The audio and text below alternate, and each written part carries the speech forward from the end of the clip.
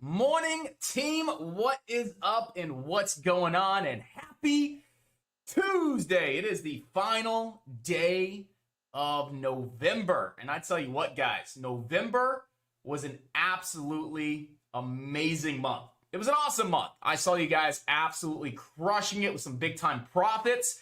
And again, most importantly, consistent profits, guys. I do want to go ahead and throw this out there. I'm not feeling it today. Just so you guys know. I probably won't be trading. I'm here to work with you guys. I'm here to commentate. I'm here to answer your questions and educate you and provide value. Okay? As far as me, I'm just not in it. I'm not feeling it whatsoever. So just bear with me. 99% of the time, I am freaking energetic and I'm at 110%. Today, I'm sitting right about 50%. Yes, it's one of those days. No carbs the last few days. It could be that keto thing that's kind of messing with me. I only slept for 5 hours, so I did not sleep good last night whatsoever. So bear with me today, guys. If you're new to chat, just know this is not how it normally is in chat. This is not how it normally is. Usually I'm screaming, I'm yelling, I'm beating my chest. We're all fired up. So maybe I need to bring Chris on to have him beat his chest and get you guys fired up. How about that? I just wanted to throw that out there, guys. So if I'm tripping over my words a lot, just understand I am completely out of it and not feeling it today. All right, guys. So I'm here to work with you guys. We're here to get you guys prepared, and we're here to see you guys make some consistent profits. All right. But again, you know, November's been an awesome month. Absolutely amazing. You guys have just been crushing it with big time profits, with consistent profits. I mean, you guys just make me very proud seeing you come in and just taking that trading to the next level. And we have a lot of newer traders in chats over the past week as well. So again, if you're new to chat and you're still trying to figure out your edge and what works in the market, and maybe you're taking some little, paper cut losses, just know that the longer you're in chat, right, the more that you pay attention, the more that you listen, the more that you ask questions, very quickly, you will start identifying what your edge is, what works, what doesn't work. And then you'll be able to attack this market and make consistent profits like everybody else. Like, let me just ask people in chat. Just be honest. For newer members in chat, when you first came in, rate your trading on a scale of 1 to 5. When you first came in the chat, the reason why you probably joined chat was to take your trading to the next level. On a scale of 1 to 10, all right? On a scale of 1 to 10, rate your level of trading. I'm just curious. Texas, 0. Ron, 1. And I want you guys to be completely honest, right? If it was a 9, say 9, right? If it was a 2, say 2, right? I'm very curious. I mean, I know why everybody's joining is because they want to take that trading to the next level. They want to be involved in a family of traders to just grow together, to learn together, to profit together, right? So, we got a lot of, we got a lot of 2s. We got some 1s. We have a 0. Texas, I believe in you, man. I believe in you. But this is what I want to show you guys, okay?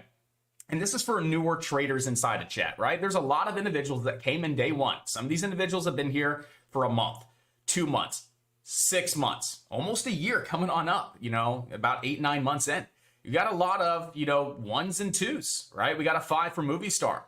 So what I want to ask now is, since you've been in chat, how would you rate your trading on a scale of 1 to 10, right? How would you rate it now, right? You've been in chat for a week. Let us know. 1 week, I would rate it at this. A month, I would rate it at this. 6 months, here is how I feel with my trading now. I want to see how you guys are improving. Texas is now a 5. He threw up a 0. Ron threw up a 3. No, Ron's up here. Ron was up a 1, right? He's throwing up a 3. MRI 5,000.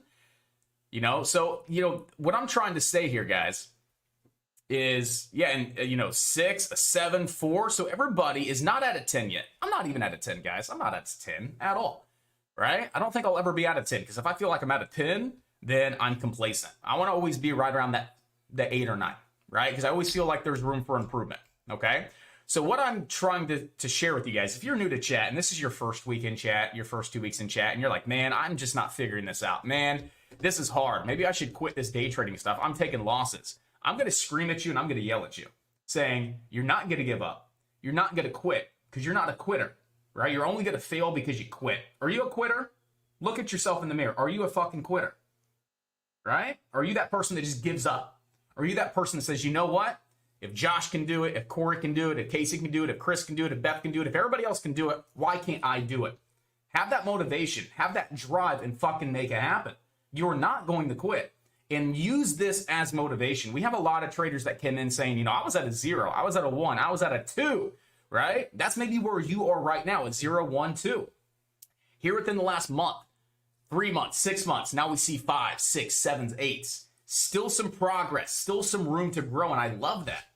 But just see that other traders in chat have been in your shoes, right? They're not confident in their trading. They don't know what works. They're taking some losses.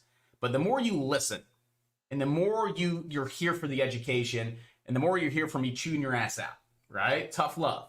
And the more you're here to collaborate with other traders and just be here to learn, you will grow and you will make consistent profits in the market. It doesn't happen overnight. It takes time. But look at everybody else in chat that's been here for months, studying, taking the initiative, right? Being here, listening to the lessons, asking questions, booking one-on-ones with me. Right? They have taken their trading from here to here. They are leveling up, and you can level up too. You just have to believe in yourself, and you cannot quit. All right? So I just wanted to throw that out there. If you're new to the chat, okay, and you're struggling, just know that very, very soon, the more you're here and the more initiative that you take, and the more you study and the more you ask questions, you will start to see more success in the stock market. It will happen.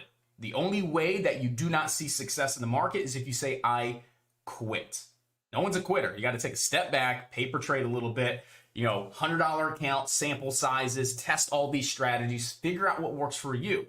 And once you start building that confidence, seeing these results, you're going to start feeling more confident to fund your account with more money and seeing bigger profits. Okay, team? So once again, good morning. Happy Tuesday. Like I was saying, I'm not with it today. I'm out of it. And so just know that this is your first day of the chat, your first week. This is normally not like this. Normally I'm fired up. I'm beating my chest raw, just going ape shit inside of chat. All right. So let's go ahead and talk about what we have going on today. I mean, once again, just like yesterday, we have so many stocks with so much news, guys. I mean, so much. Go look at alerts chat, right? There's a lot of stocks with news. or ATHX, ERYP, FWBI, right? We have MEIP, CPIX. There's a lot of stocks with news today, guys. There's a lot of stocks with news. Just like yesterday, there's like 10 to 15 different stocks with news. But did we see 10 to 15 stocks actually rip and run to the upside yesterday? Were these 10 to 15 stocks leading the board? No, we had like 3. Okay, so it's our job to understand where the opportunity is, right? A lot of it right now isn't coming down to the best press release, because almost every single stock that has news is a healthcare related stock. So it's not the stock that has the best press release per se. Sometimes it is. Sometimes you come in and you got 5 stocks with 5 press releases and you find the one that has the best press release, and that's the one that rips and runs for the day, right? Right now, the last couple of days, it's really not like that, right? Because every single stock is in the same sector. They're healthcare related stocks, and we know exactly why we're seeing these types of stocks pop up with news, why they're moving, why they're running. So now it's about just going through all of our top gainers, right? Going through these top gainers, understanding the float, the volume, and really the technicals, and just sitting back and being patient and waiting to see where traders go, right? Really just sitting on those hands and saying, okay, I'm going to sit here and wait until I really see what stock has the most volume. Yesterday, we didn't figure that out until like 10:30, 11 o'clock. Then we started to see that some of our top gainers yesterday started moving in the afternoon around 12, like PPSI, nothing, nothing, nothing, nothing, nothing, boom, top gainer, gapping up today. ISPC went on a nice run out of the gate, right? And then it just did absolutely nothing throughout the rest of the day.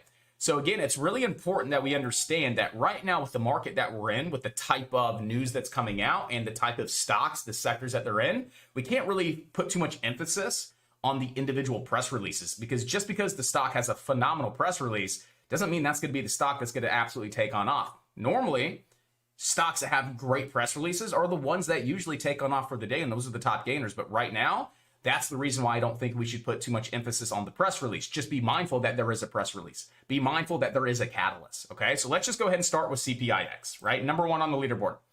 CPIX up 92%. It's trading really, really good volume. On average, it trades 300,000, and it's a low float stock coming in at 8 million in float. Just looking at the chart really quick, it doesn't really look all that great right now. It's just stuck in a really big downtrend, okay? So what I would say is CPIX. If we can break the downtrend and we could regain $4.30 coming from the daily chart, that's when we have opportunity back up to 5, okay? So what I'd be looking at on CPIX is if we break the downtrend, get back above 430 and hold that level, and that turns into support, you could run this back up towards around $5. You could see it back up towards around 522 and then back up to those highs at 558. Right now, that's what you need to be focused on this particular stock if you're looking at CPIX. Just know that 90% of these stocks that we're talking about, they have news, but I do not want to kill all of our time dissecting the press release because, like I said, the press release isn't really driving these stocks. It's really where traders end up landing, right? Where do traders really just land? And right now it's so scattered with 15 different stocks and 15 different press releases, right? They're just so flooded in the market. We need to wait for the traders to pick 1 or 2 stocks. So that's what we're looking at on CPIX. I would be interested in this if we can get back above 430, also break that downtrend. We can see it back up towards around $5. That's our number 1 top gainer right now. Then we have CRXT. CRXT. This one must have dropped a press release here recently. Yes, right at 9 o'clock. So CRXT dropped a press release here at 9 o'clock. They issued issuance of 2 new patents. Okay, so at least we have decent news. 2 new patents. CRXT. Let's add it to the watch list. Right now, this is a low float stock, 1.7 million in float. On average, it trades 2 million shares. And right now, in the last 10 minutes, we've traded about 1.2. So we're seeing a lot of volume start to move in on CRXT now. So news, low float, we're creeping up on the volume. This is definitely a good candidate to watch out of the gate today. Where could we see CRXT go? Right now, it's all the way up towards around $8.10. That's a massive move. From 5 to 8 literally in the last 10 minutes. So $8 is pretty good resistance.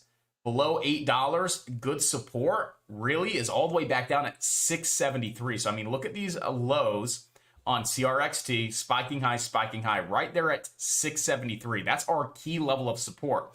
Right now, we have resistance at 8. If we can break and hold above 8, that resistance would turn into support. Then we could see this stock up towards around $9.59 to $10 here on CRXT. Believe it or not, I like this stock. The fact that it just dropped a press release, we're seeing this volume really move in. We have a decent looking daily chart as well. I would say this is going to be one of the top 3 stocks that I think we should watch out of the gate. That's going to be CRXT. Again, creeping up on that volume, 1.7 million in float. Good press release, currently up 52% in the last 12 minutes. And as we can see, this one has a lot of great potential to the upside. I'd like to see it back down at 673. That's where I would be comfortable with maybe starting a position here on CRXT, okay? IMGN. IMGN, again, press release. The only thing I don't like about this stock, guys, is look at the float. Look at that float on IMGN. It's 186 million in float. Now, normally if we're looking at like a 50-cent stock, it doesn't matter to me because it doesn't take as much capital to buy those shares to rotate the float. Well, it's a $7 stock. It's 186 million in float. This is going to be a slower and steadier mover. Don't expect dollar rips, $2 rips at a time. Expect maybe 20, 30 cents because the float is 186.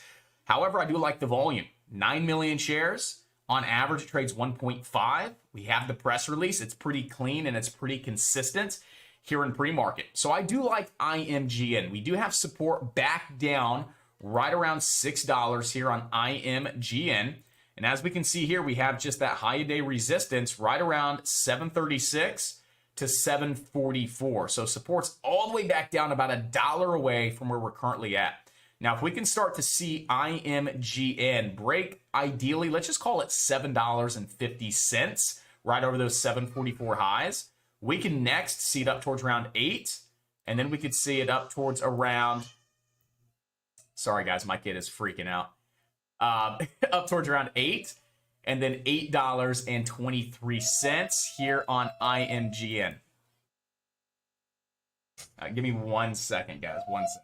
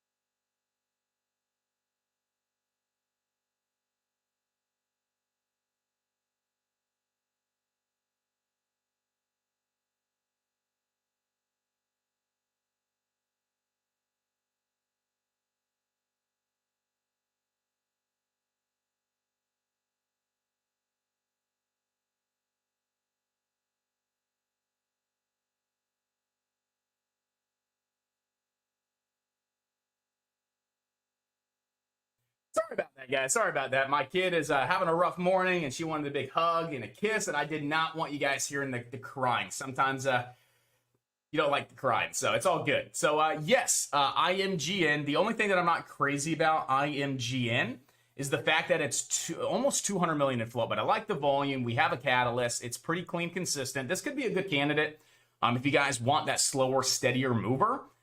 Again, because of the large float. If you don't like these low float stocks that literally just rip $2 at a time with big rug pulls, IMGN could be considered a little bit of a safer play because of the float being large, but it could be a slow, steady mover to the upside here on IMGN. So I do like this. I do want to keep this one on watch as well.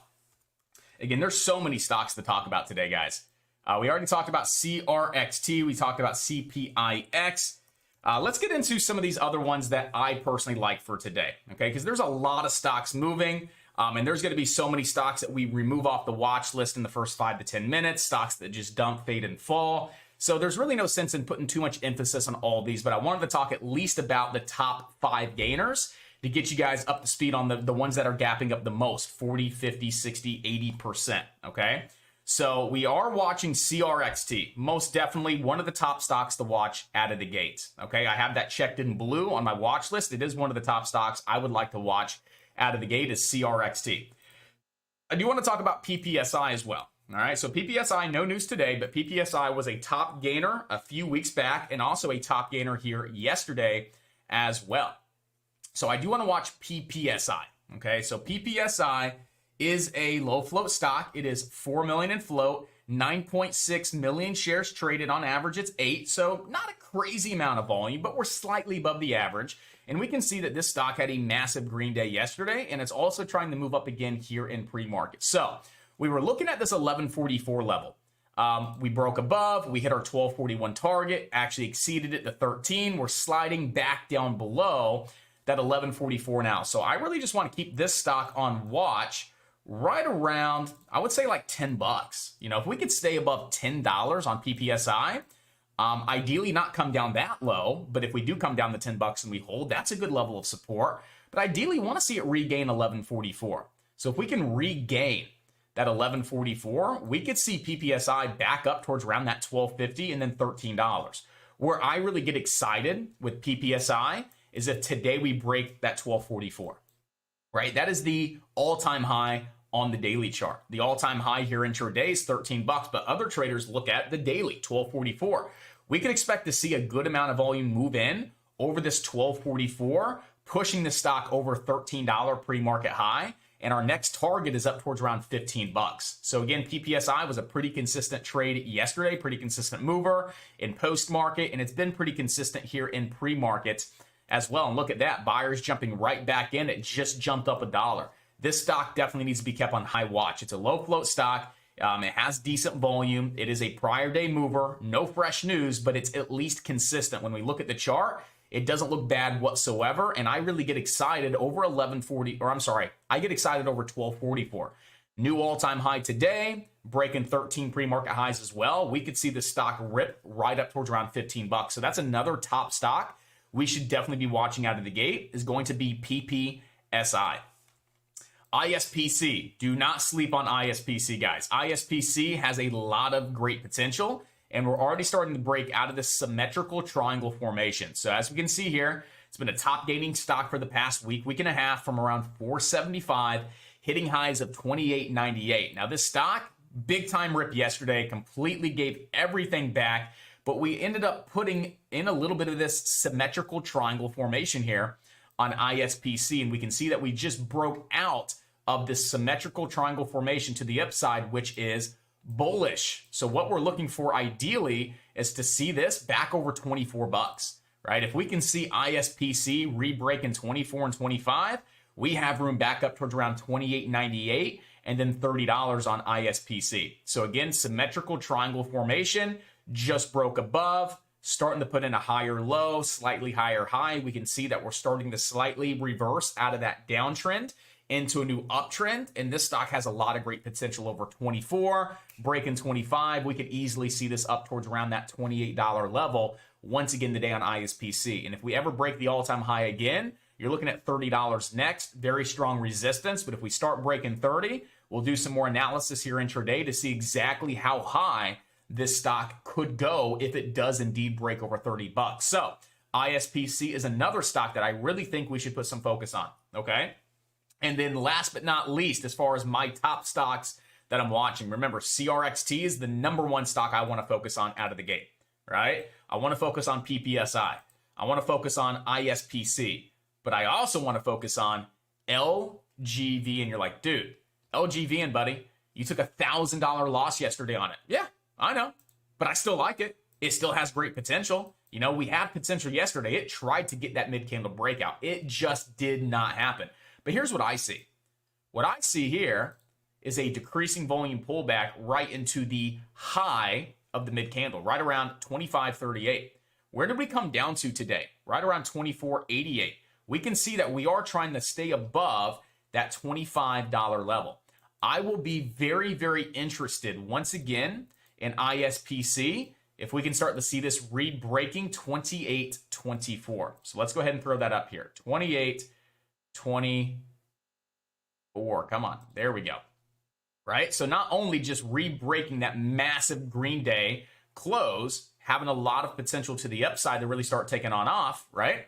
But we also have this massive downtrend as well, right? So we have this massive multi-day downtrend really holding this stock down all the way back down the $25 natural support, also $25 support off the spiking high from the 23rd, and we have a nice big downtrend as well. So not only breaking out of this downtrend, that would create some hype.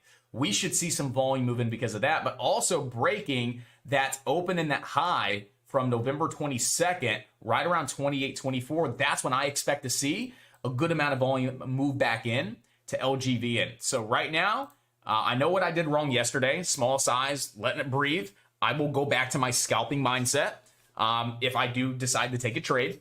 But I do like LGVN. Again, just for a simple break of the downtrend, staying above that $25 level. Not only is it natural support, we have some good support as well coming from our daily chart.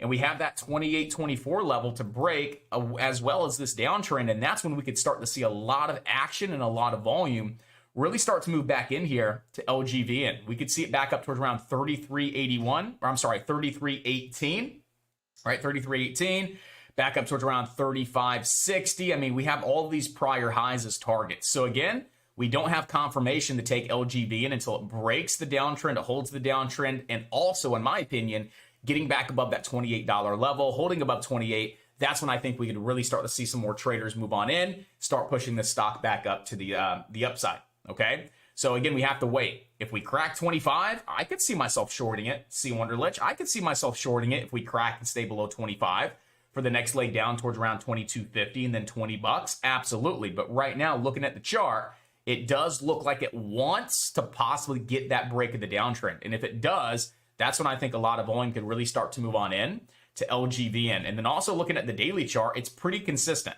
Big green day, pullback. Huge green day, 2-day pullback. We could see another big green day. And every day that we pull back is on light volume. So here, light volume day. Big volume burst to the upside. 2-day pullback on very light volume. We could see buyers move right back into the stock above support as well as breaking this technical downtrend. So overall, right now, I do like it to the long side, but that could change. The market opens, it's below 25, it's looking weak. Okay, I will short it. But right now, as long as we stay intact above that 25, I think it has a lot of great potential today, is why I want to definitely keep the stock on high watch. All right.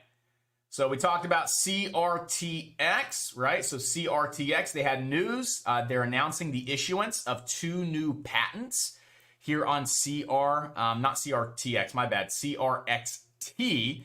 And again, we have that good level of support here at $6.73. So that's a key level that I'm looking at to possibly start taking an entry here right around that 668 to 670 level, as we do have room back up to those highs of 824 on CRXT. #1 stock we should watch out of the gates. Definitely watching LGVN, definitely watching PPSI, and definitely watching ISPC as well. Now, there's some other stocks that we do have on the watch list, but I think that this is where we should put our focus to not overwhelm ourselves, because at the end of the day, half these stocks are going to come off the watch list in the first 5 to 10 minutes. We're going to see the mob shifting around a little bit from this stock to this stock to that stock, and then, okay, This is the number one stock. This is where the focus should be. Our goal is not to be the first one to make money out of the gate. Our goal is to be the one walking away with profit at the end of the day.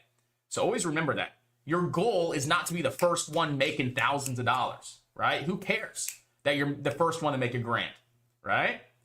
All that matters is what you're closing your day with. So let's say out of the gate, you're up $1,000 and you're trading, and boom, you're down $500 on the day. And I'm sitting here being patient, relaxed, and 11 o'clock, I take a trade, one and done, I'm up $1,000. Does it matter how quick you made the money? All that matters is we still walked away with the same amount of money for the day. So you don't have to be the first one to start making trades. You don't have to be the first one to start trying to lock in profit. Sometimes your best trade will come at 3 o'clock, 3:30.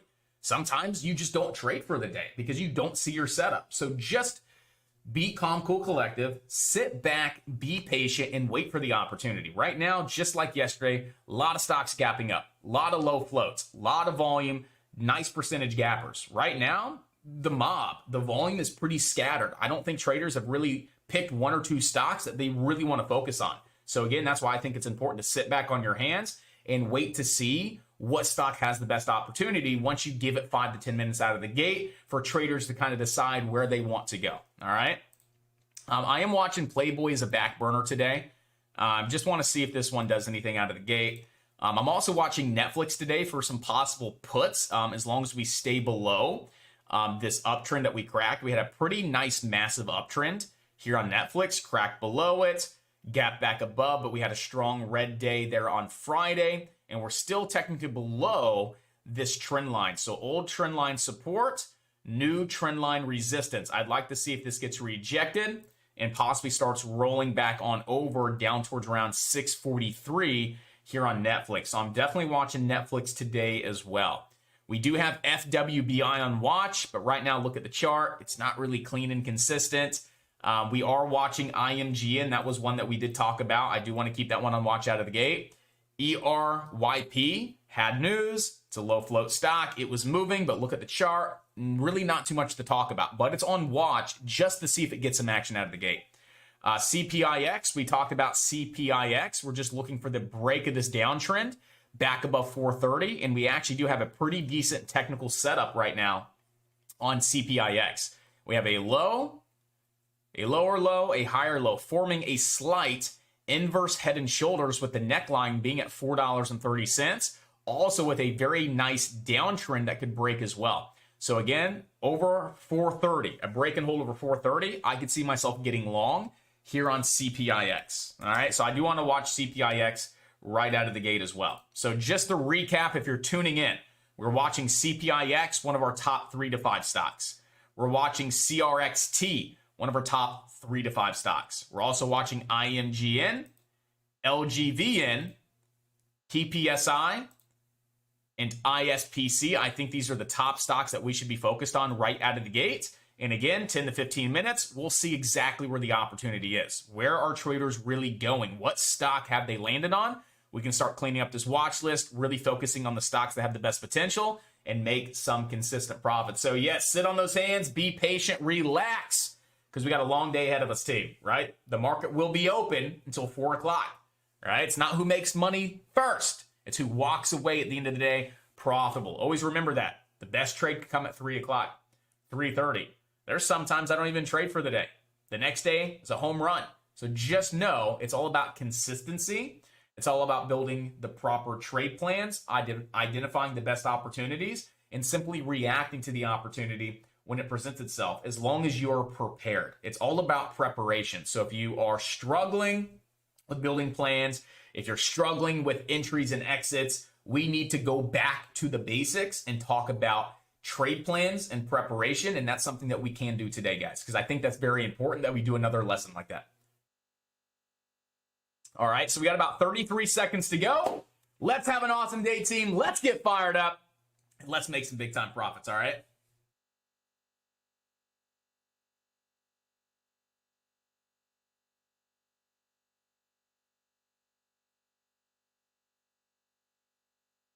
Ed saying, need to blast that DMX to start my day. I mean, guys, if you want me to blast some of that DMX to start your day, you know, I'm not getting you guys all fired up, but you already know DMX will get you all fired up, right? We all know that.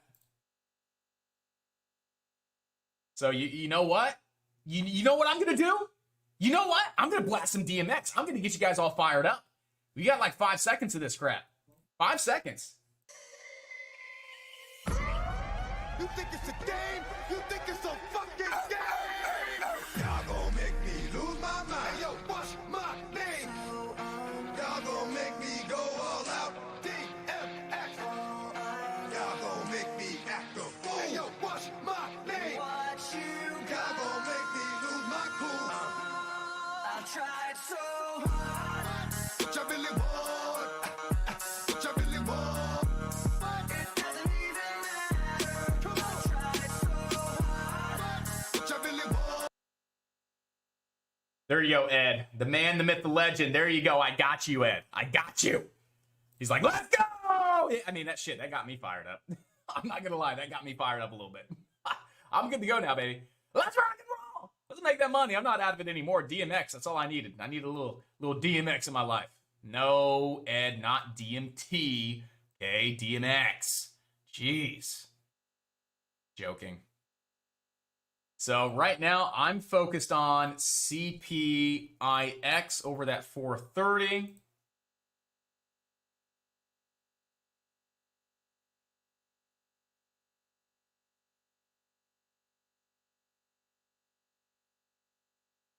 Playboy having a nice pop out of the gate here.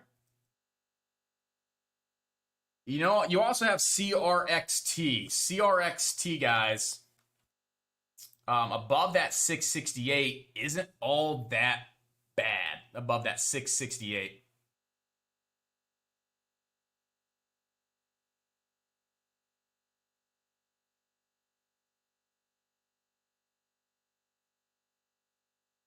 So I'm curious to see if it starts popping up here.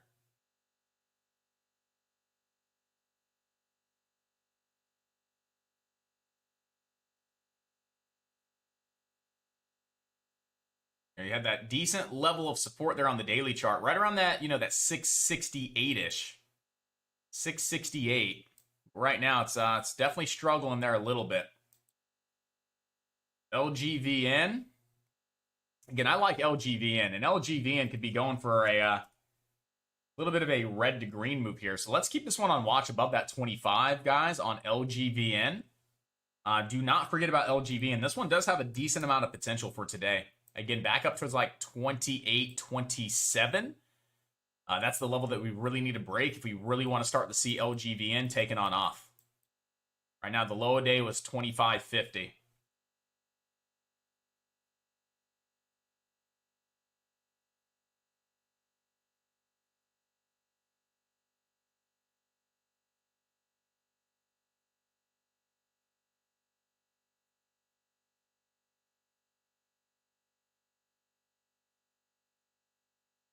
There she goes. She's getting a little bit of action. Large spreads, though. The spreads were horrendous there for a second. But look at LGVN. Red to green move, starting to break the downtrend. Let's pop 27. Can it break 27 here? Those spreads are wild. You got like 50 cents. I saw $1 at one point on the spread. But over 27, if buyers can pop this over 27, look for the next big leg up to 28. Look for the next big leg up towards around 28. If buyers can push this right now, right here, over that $27 mark. But be mindful of the spreads. The spreads were very large there for a moment. I saw 50 cents upwards of $1. Right now, they're getting tight. You see buyers stepping it up, 26.60, 26.90 on the ask, 30-cent spread. Not terrible, but it's still 30 cents. 26.70 from the buyers. That's what we want to see. We want to see buyers continue to bid higher. I want to see buyers bidding higher, 26.70.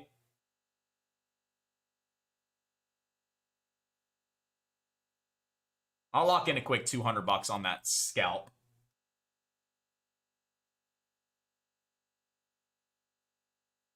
We got some halts out of the gate. Nice. We got some halts, baby. PTPI out of the gate halted. That was a mover from yesterday.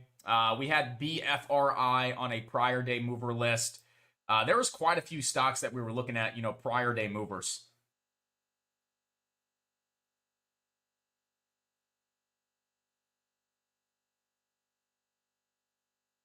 An ISPC over 24 has a lot of potential. But again, guys, it's really trying to identify the clean, consistent stock, the one that really has the best potential, not just trying to jump into something because it's moving, but really just identifying the setup, the opportunity, getting prepared, and taking advantage of it. Just because a stock popped up and's halted doesn't make it the best stock of the day, but it's definitely a stock that we should be looking at. Right now, we're only 5 minutes in. We're only 5 minutes in. You do have CPIX over that 430. It did break the downtrend. So again, as long as CPIX stays above 430, it does have room to 5 there on CPIX. We are watching the SPY today as well. All right, so I don't want to see the SPY really trading above that 462.33. I want to see the SPY being held down below 462.33. I think the SPY today has room to 457.76. So if we get a new low a day here, I think we could see this pull down another $2 to $3 here on the SPY today. So I am really watching the SPY today.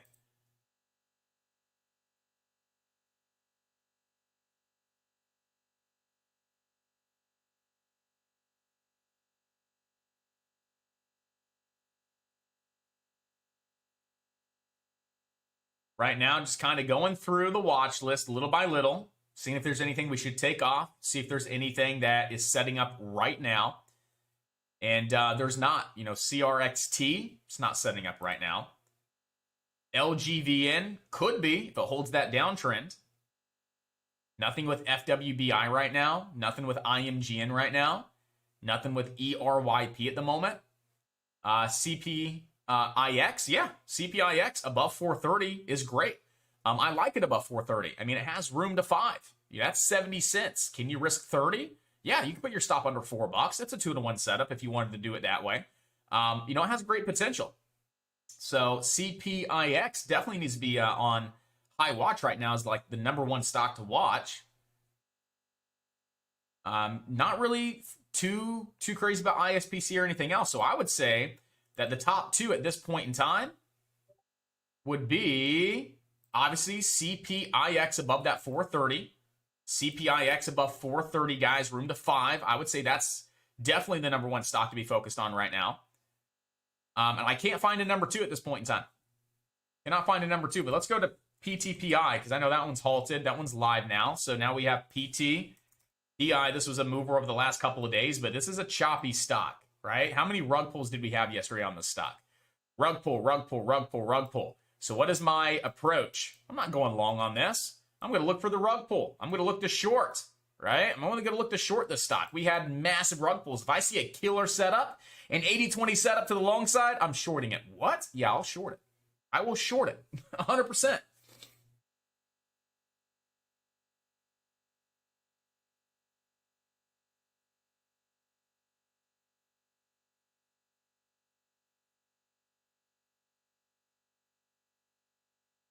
I mean, the rug pulls yesterday in this stock was absolutely disgusting. Disgusting. So right now, your #1 stock is CPIX, in my opinion. Your #1 stock right now is CPIX. I think that is the stock that has good opportunity. I really do. But again, we're only 8 minutes into the day, guys. We're 8 minutes in. And right now, the first 8 minutes, there's not an abundance of opportunity. You got some stocks making some quick pops, but a lot of these stocks are starting to fade and fall back down a little bit. The only stock that's still trying to hold on up, that has some pretty good volume out of the gate, is going to be CPIX. They're already trading 22 million shares today. It's a low float stock.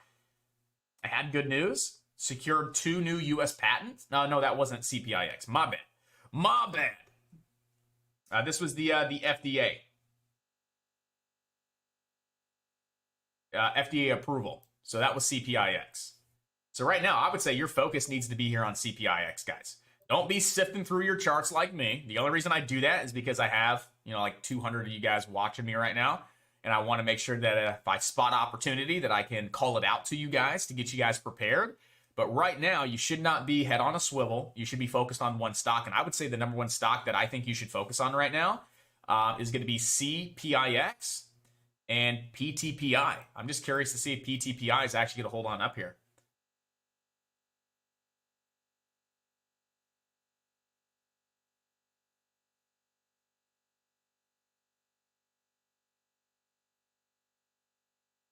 Again, I'm considering some Netflix puts today. Netflix puts.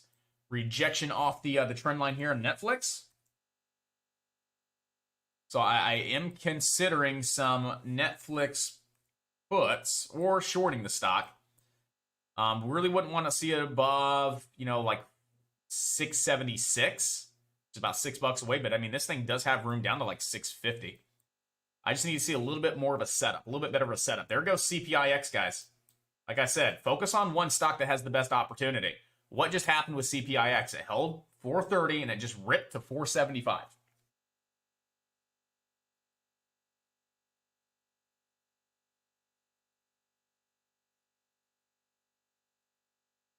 So again, out of every stock we have on watch, 10 to 15 stocks, the one stock that I was very confident in, like I think this is where you should watch. CPIX above 430, stops under 4, you have room to 5. It was a 2-to-1 setup.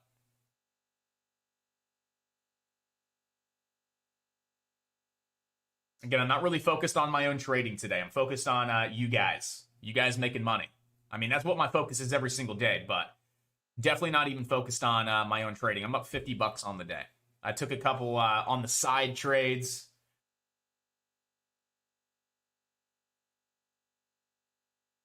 Yeah, still the number one stock, CPIX, guys. CPIX is it. So I'm going to put CPIX up on the live stream. I think this is the number one stock that we should just get focused on. Learn the stock. How's it moving? How's it reacting? Rug pulls, breaking out clean, consistent, right? Get to know the stock. Become the stock. Off to the side, Netflix. I am watching Netflix for some possible puts. So these are the top 2 stocks right now. Oh, also, I'm buying my first NFT today, guys. What? Yes, I'm buying my first NFT today. You guys heard about the Matrix NFTs that are launching today at 1 o'clock? I'm ready to go. I literally have this up, and I'm ready to buy this. I'm going to buy like 3 or 4 of these Matrix NFT avatars. I think it'd be pretty cool. I've never bought an NFT, and I'm like, you know what? Like, I don't like this whole NFT JPEG thing, but what's a few $100? I'll buy myself a couple of JPEG NFTs for a few $100, and if they go to shit, I got some cool NFTs, right? Cool.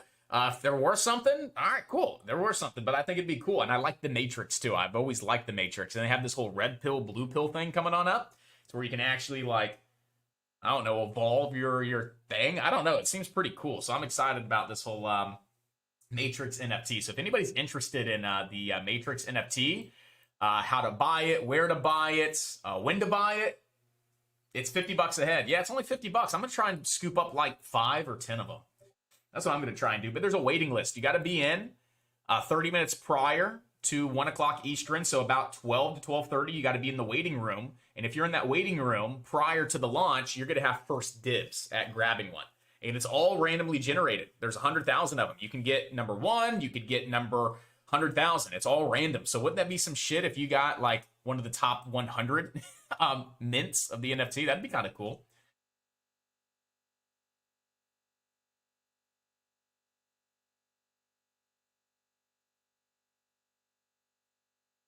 So all we're doing now is bringing support up to prior highs. So we had support there at 430. Now we put in the high and a higher high. So now we're going to bring support up to this high. 449 is your new light level of support. Light, okay, light level. There's only one reason for that to be a good level of support, right? Because it's our intraday high. Throw an uptrend on the bad boy as well, and just be smart and be patient. If you miss the initial trade, don't chase it.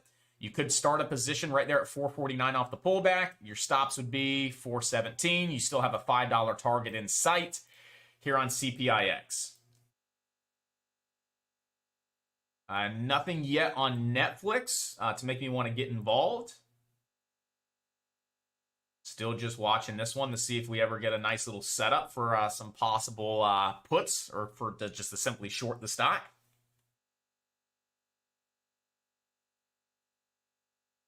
PTPI, a little bit of a rip, starting to dump on back down. LGVN, pop and drop. FWBI, just fading. IMGN, fading. ERYP, sitting sideways. Again, we knew CPIX was the wiener. And PPSI, right? So now we got PPSI. So we have 2 stocks. We have CPIX and PPSI. These are the top 2. Let's start removing some of these these stocks from our watch list. Not removing them, but unchecking them as top stocks. So the top two that we really need to be focused on right now is PPSI above 1144. Remember, 1144 was a key level here in pre-market. We broke above, we ripped to 1247 and then 13. Right here, we just regained it, as well as the VWAP and the 9 EMA on strong buying volume. So right now, 1144 supports room back to 1215 and 13. If we ever break 1244 here on the daily chart and we see that new all-time high print, you could see a lot of volume move in to PPSI.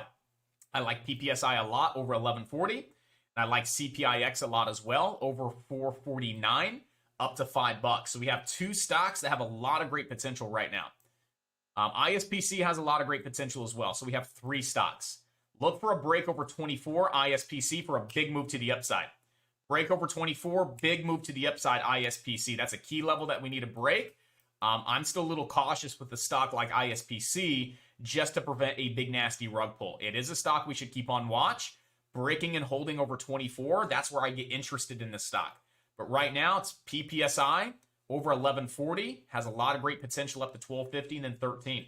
And then CPIX above 449 has a lot of potential to $5. So those are the top three stocks, in my opinion, that we need to be watching right now at this point in time.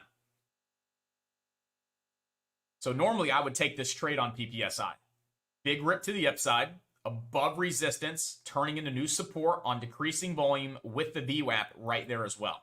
The only thing is we've seen some killer setups lately, just like this. Break, healthy pullback into three levels of support, right? You have the 9 EMA, you have the VWAP, and you have that prior level of resistance right around that 1130, 1140. We've been seeing just one too many rug pulls lately. One too many rug pulls for me to feel confident with jumping in. And look at that, just rug pull. Again, why did I say I'm not going to take the trade? Because I'm like, dude, the rug pulls are real. Could it have bounced and ripped? Yeah, absolutely. Absolutely. But we've seen one too many rug pulls lately. One too many rug pulls. And look at that. It's getting halted to the downside. I mean, that's just nuts. It's nuts. So you identify an A+ setup, right? That was a pretty good setup. I'd rate that an A. That was an A setup. Again, nice volume break to the upside over resistance, right? On strong volume. Shows a lot of buyers, okay? Over that level of resistance, turning into new support, okay? You have the VWAP and the 9 EMA right there as well, and it was a decreasing volume pullback. Now, those are some three separate reasons, good reasons for a momentum trade for the next leg up. 80% of the time in a healthy market, that stock would have popped to 1250 and then 13. But right now, we're seeing a lot of good setups turn into a lot of rug pulls, right? A lot of rug pulls. So you have to identify a great setup and really be disciplined to not take the good setup. And you're like, dude, you're telling me not to take a good setup? Yeah, I am. I'm telling you to be disciplined, find a good setup, don't take it, but look to play the opposite side of the trade, whether that's shorting the stock for the rug pull or waiting for the rug pull, waiting for new support to form, then jump in for the next leg up. You know, that's the only thing that I've seen that's been consistent lately in this market, because we have rug pull after rug pull. Not really a rug pull, but we've seen a lot of it. And that's what's making me like hesitate to take CPIX, because we have a good setup. We got 449 support. We're consolidating above that level and the 9 EMA with a trend line, with a nice uptrend as well. Like, I would normally take this trade right around this 445 mark, but I feel like I'd get in, it'd pop up, and then dump. So I'm like, I'm just going to sit on my hands. I'm personally sitting on my hands. It's not for me right now.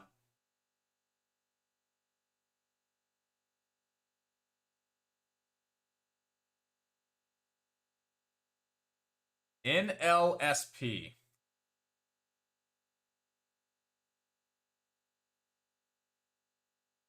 All right, this one's not doing anything.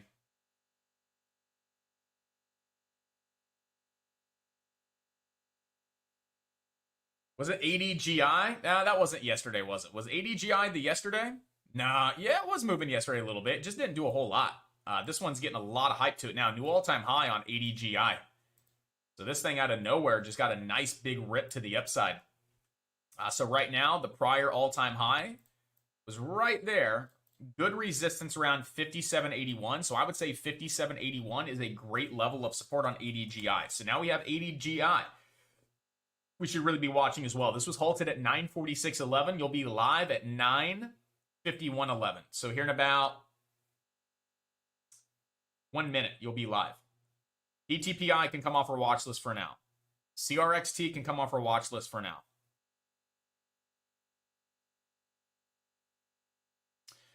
LGVN can come off our watch list for now. We can put that on our prior day mover list. This one's dumping.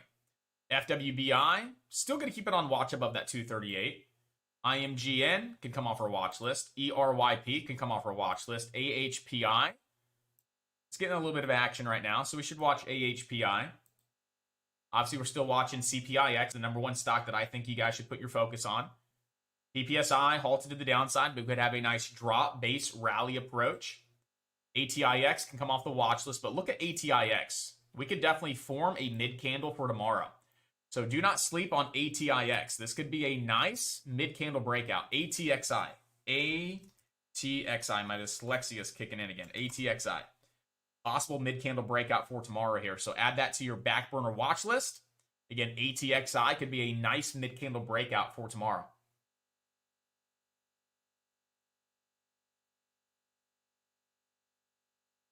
The one thing that's worked for me, Chris, is what I just said, is we know how to identify killer setups, right? We know how to identify killer setups, but what we have to do is not take these killer setups. And it's kind of like very contradictive. Like, what? I've been trading for fucking 8 years. And now I'm telling myself not to take A+ setups? Yeah. Right now in this market, you're not taking A+ setups. What are you doing? You identify the A+ setup. Take your hands, sit on your butt, and wait. If it rips and rips and rips, all right, cool. It's proven itself 2-3 times. It can move. Now I'm ready to go. But the first 20, 30 minutes, there's just too many rug pulls, man. So I'm going to sit here and identify a killer setup and just watch it. And if I see it's pretty consistent, all right, cool. I know I can trade it to the long side. But there's a lot of rug pulls. After really good setups, I know not to take a good setup on that stock and wait for the rug pull, right? Try and short a good setup. I know it's crazy, but I'm trading the opposite side of my trades.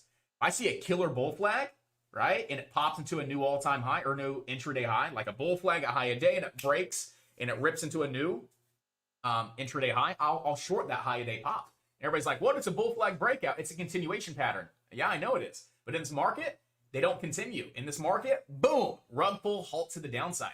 It's like I will trade the opposite side of my trades. And that's what's been working for me lately, is trading the complete opposite of what my edge has been for the past 3 years, which is nuts. That I'm doing a complete 180 on my trades, right? Not taking good setups, instead shorting them, looking for the rug pulls or wait for a rug pull. Normally, I wouldn't look to go long on those. I'd look to continue to short them. Now I'm going to go long for the big rip to the upside. That's what's working. It's crazy. You got to adapt. Sorry, guys. You saw my belly. I'm so sorry. I had to take this freaking sweater off. Don't look at me. My bad, guys. I did not mean to show you my turkey belly. I do apologize for that. That was not intended. It's just hot in here right now.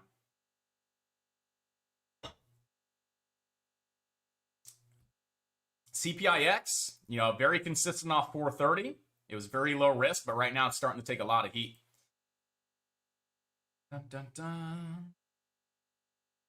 ISPC, nothing. PPSI, live out of the halt. Again, rug pull. That's your drop. Wait for a slight period of consolidation. That's your base. And then 80% of the time in this market, what do you get? A rally. And it goes, whoop. Good setup, false move, rug pull, base, whoop. I mean, literally, I feel like that's the market lately, is just that. I mean, this is what we see a lot of, right? We see a good setup, rug pull, consolidates, rips, bull flag. False breakout, rug pull. Consolidates, rips, right? Ascending triangle breakout, rug pull. Consolidates, rips. I mean, that's what we're seeing. It's absolutely nuts. It's nuts, but that's what we're seeing lately in this market. Because again, normally, you have a strong move to the downside, followed by a period of consolidation. What is that? That's a bear flag, right? I would look to short that for the next leg down. But we're seeing these stocks, whoop, just right back up. So it's weird that you just have to take the opposite sides of your trades, and that's honestly what's working in this market, which is nuts to say that 80% of the time just taking the opposite side of your normal trade is working. That's called adaptation. You got to adapt, baby. You have to adapt. So right now we're watching PPSI for that possible base. Back above 1050, we could start to see volume move back up to the VWAP. It's about 70 cents away. Now, ADGI is an absolute beast right now. ADGI is just an absolute beast. The stock just went from what? $55 to $78 without pulling back. Wait for the stock to pull back. All right, wait for it to pull back. You have that 57.81 level. You also have the halt level that they like bouncing off as well. That's right around $63.19. ISPC still fading. PPSI. Again, normally I would short the bear flag, but like I said, 80% of the time I see the stock pop up. So I'm not going to short this. I mean, this is a go-to short. Big move to the downside. It's consolidating. I mean, look at how beautiful that flag is, right? Look at how beautiful that big leg down, that's your pull. And look at that beautiful consolidation. It's forming a pennant with the candles, right? It is clean. It is nice, right? Normally I would short this, but what we're seeing is a false move and then a big rip to the upside. So I will not look to short PPSI. If anything, I'll look for a false move, bringing shorts in, and then I'll look for that possible rip to the upside off of 995 support.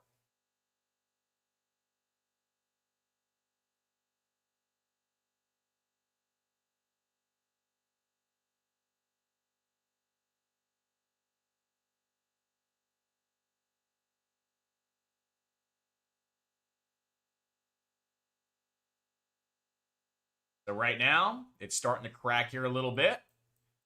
Seeing it make a little bit of a low.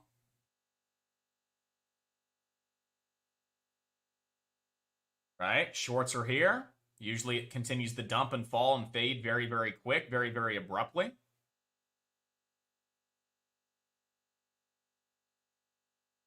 Let's see.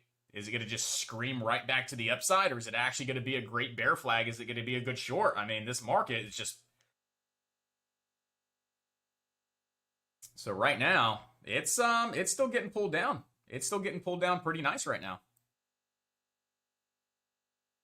Has room down to that 972 level.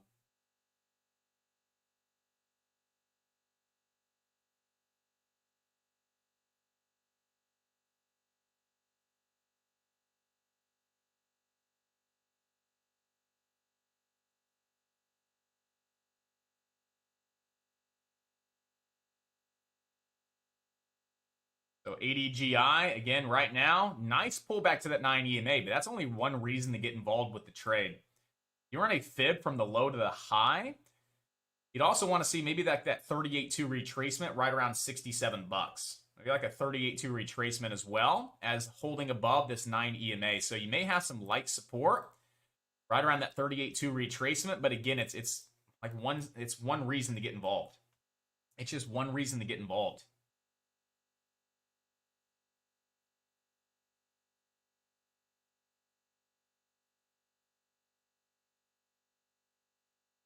So right now, I had a nice little pullback there, bouncing off that 9 EMA. Again, that's a risky trade, especially in this market, right? One reason trade off momentum, it's kind of risky in this market when we're not seeing a lot of momentum. We see that quick pop, and then you see that drop, right? We've seen a lot of these nice pullbacks. We get the pop, and then boom, it gets a big rug pull. So just be mindful of that, guys. Be very, very mindful of that.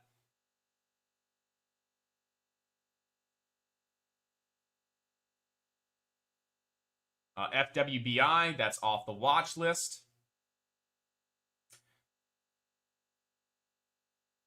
AHPI as well, has no volume. So right now it's PPSI, looking to see if it gets back above 10. Still watching ISPC, but right now the top stocks are ADGI. And we still do have CPIX on watch. And PPSI, just to see if it gets back above 10.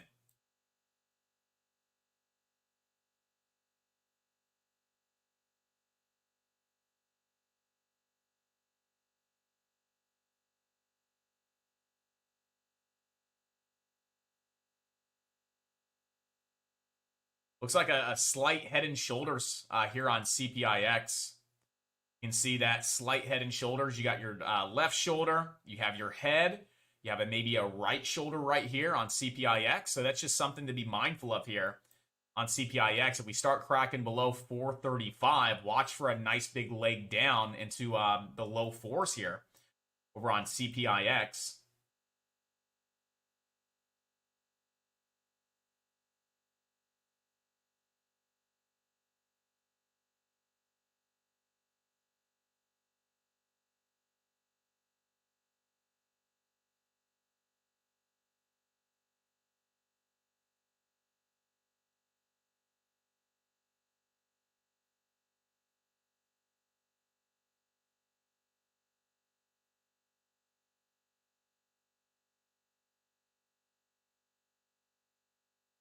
Look at PPSI. PPSI is starting to pop back above 10 now. At 10.04. Big rug pull. You actually have a decent short out of that bear flag. I was actually shocked that it actually made a move. It didn't just completely shoot right back up. But right now, it is trying to get back above 10 here.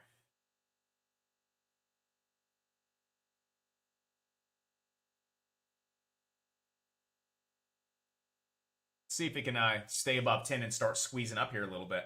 Has room to 10.50, especially if we're holding back above 10 bucks. That's not a bad opportunity. A break below 10, and now it's regaining 10. That's a good opportunity to the long side. Right now, it's starting to get some nice action to it. It's up towards around 10.14 now over on PPSI.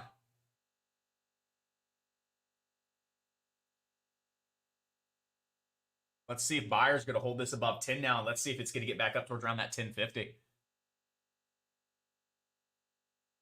Slight flag here on ADGI. You'd have a slight flag. Big leg to the upside. It's consolidating sideways. What we're looking for is a simple break out of this consolidation back above ideally 72.60 on volume. And we could see this back up towards around that 76. Right now, I'm managing my trade on PPSI.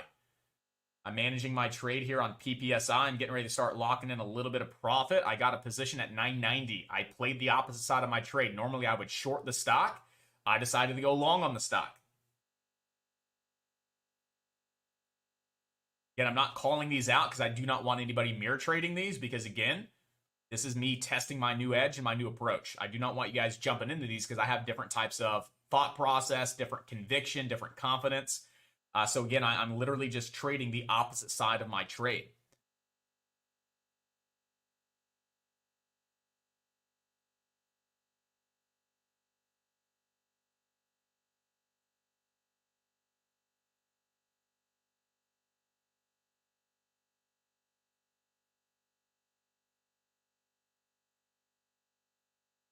I saw that on PPSI. Yeah, it's a good short squeeze candidate. It's a great short squeeze candidate. So I saw that as well. I mean, ADGI has a really nice textbook flag, a very nice textbook flag formation here on ADGI. I'd be curious to see if buyers actually move on in and start pushing the stock to the upside here on ADGI. So right now, ADGI is an easy to short stock. And it's setting up in a really nice flag formation as well here on ADGI. Again, my thought process, my approach, which we have yet to see on ADGI, is shorting good setups, right? Shorting good setups for rug pulls. But we haven't really seen a rug pull yet on ADGI. So until we see the first rug pull, I will not apply that approach, right? If we see a good setup and a rug pull, I will apply that approach. But if we have a good setup and it actually breaks and rips, I may switch back to, hey, this is a great setup. Let's go long on it.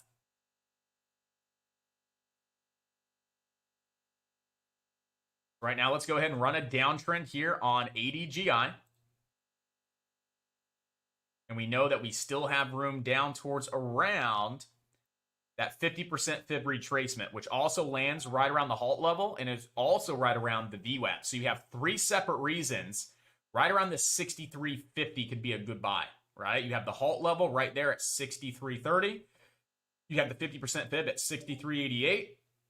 And you have the VWAP at 63.90. So if we do come down in that level, in that area, that could be a great level for a quick scalp, for a quick bounce play opportunity on ADGI. And I would actually be looking for a nice little dip buy opportunity there on ADGI. If we do come down right around, I would say like 63.50, I'd be looking to grab maybe 1,000 shares for a quick bounce here on ADGI, right off the 50% fib, right off the halt level, and right off the VWAP. Three separate reasons. This could be a decent little trade if it fails to break out of this slight flag formation. Again, dip buy opportunity for me, right around $63.51.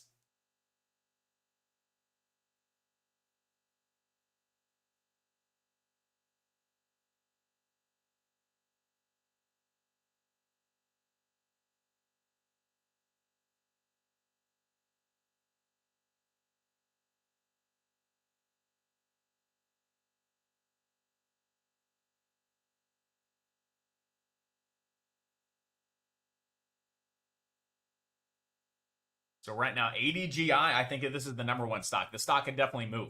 They're like, man, it's a $70 stock, Josh. But I mean, it's already moved like 20, 30%. So if you look at how it moves, even as an expensive stock, I mean, from 70 to 77 is 10%. That's still not a bad return, even on a stock that's $70. So if you look at it in that perspective of, yes, it's expensive, but it's still moving 10 to 20%, you could still make good return on $1,000 investment, 100, $200, right? You don't need hundreds of thousands of dollars to trade a stock like ADGI, especially because it's moving in big increments.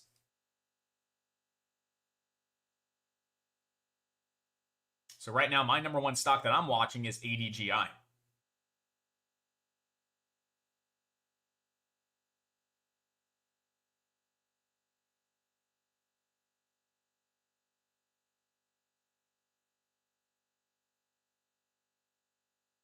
Down towards around that 63.51.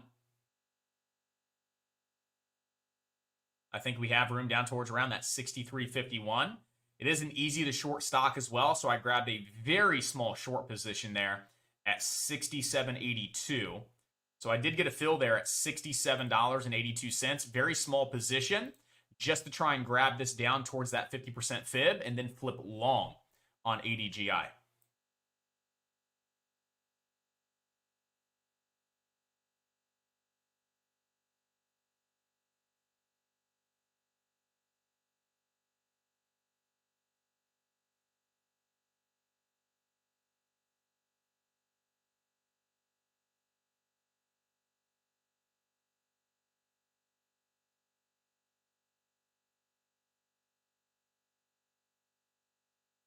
There's 67.80. I'm break even. If this one doesn't start getting hit down again, I'm going to get out. If this one gets back above 68, I'm going to get out because it could actually start to squeeze here, but I'm looking to short this down to that 63.50 and then flip long. I want to see sellers below 67 here. I'd like to see sellers below 67. Sellers back above 68, I'll probably just take a like a dollar loss. Very small paper cut. I'm looking to see if this one gets pulled down a little bit quicker here, and it's not getting pulled down here.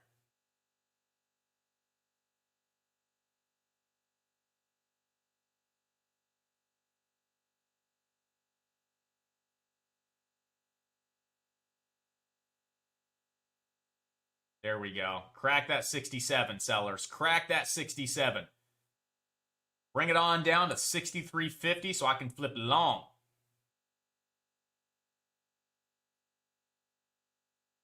Big buyers, I have to get out. Big buyers right there at 67.50. I went ahead and got out. There was a big wall of buyers right there, and it's going to start probably popping up here a little bit. Raise butt from chair. Insert hands and sit. I love it.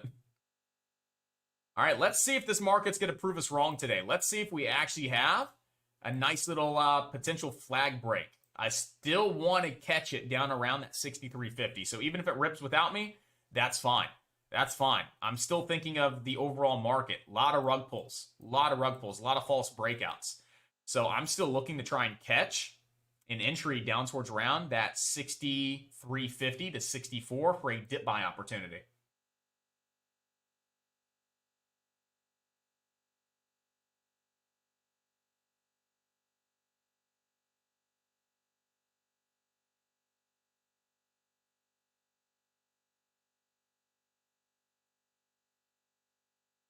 So right now you do have that light support at that 38.2 fib, 67.38. Trying to bounce here a little bit, but I still do not see the volume. I do not see the buying, right? It's pretty scattered. It's 50-50 between sellers and buyers on that time and sale. So I don't still see what I would want to see. That leads me to believe we're going to get that break. But over 70, that's where I would expect to see some good volume move in if it starts breaking over $70. You'd have room to 72. Then you'd have room to 76.33 on ADGI. Support, if we crack below 67.38, your next level of support is going to be down there around that 63.50-ish mark.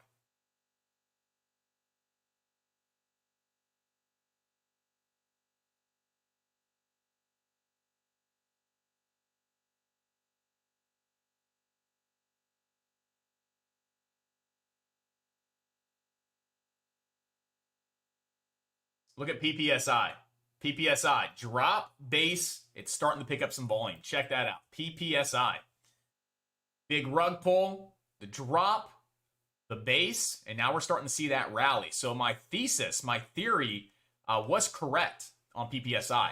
Stay away from great setups, wait for rug pulls, you drop the base, and then you can try and catch a quick scalp off that little rally. All right, let's see what's going to happen with ADGI. ADGI right now is moving very quick, very fast. There's a lot of opportunity here with ADGI. High a day, 78.82.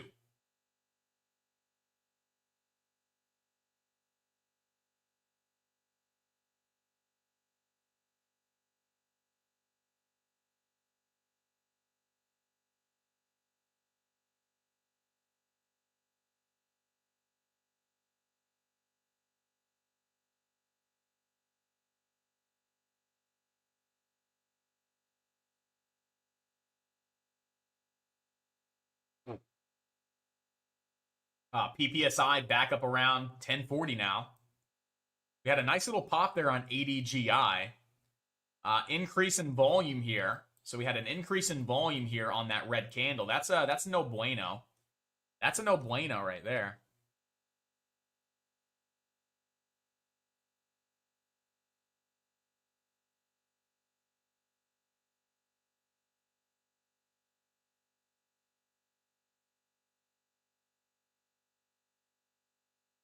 I mean, support still is back down at that 67.30 level. But, I mean, it did just pop up, technically. Slight downtrend, high, low, lower high, lower low. We just put in a short-term higher high. We could see higher low form, and we could see that big U-shaped formation back up towards around that 78.82 level.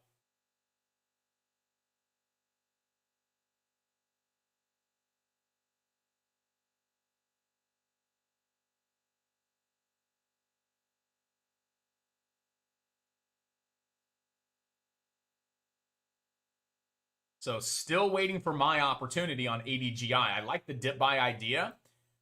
Again, right around the halt level and that 50% fib. It does start breaking out. Fantastic. And if you like the trade and you're like, you know what? I'm still going long on good setups, right? I'm not going to do a 180. I'm not going to trade the opposite side. I'm going to stick to what I'm doing, right? You have the slight reversal. You do have the higher high, maybe a higher low. You have this nice potential U-shaped formation. This could be a big rip, big U-shape breakout that would push this stock most likely up into the 90s. Let's do a Fibonacci extension here on ADGI. And if this is the retracement low, that's going to take you up towards around 85, up towards around 90, 95.86. And then $100 on ADGI. So there is a lot of room to the upside here. I just don't trust it yet personally. And I'm personally not going to take it long. I would rather not take it long and watch it run versus take it long and then get caught up in a rug pull. Normally, I would be all over this trade. 6 months ago, I would be all over this trade right now.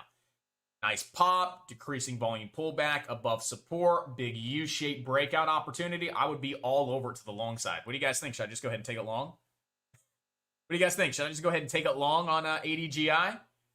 Forget the rug pull market, right? Take it long and get slapped in the face once again by the rug pull? I don't know, man. I don't know.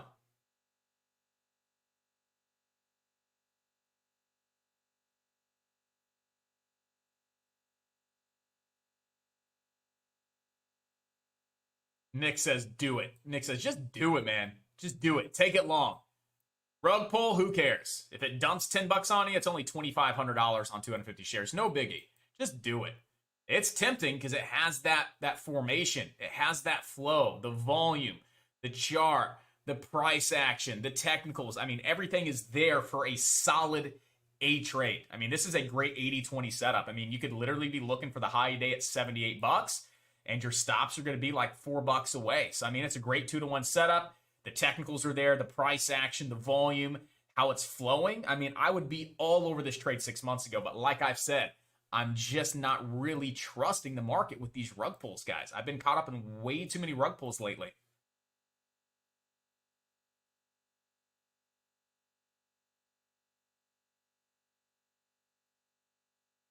So again, I'd rather sit on the sidelines and watch it rip, watch you guys make some money, versus me jumping on into it.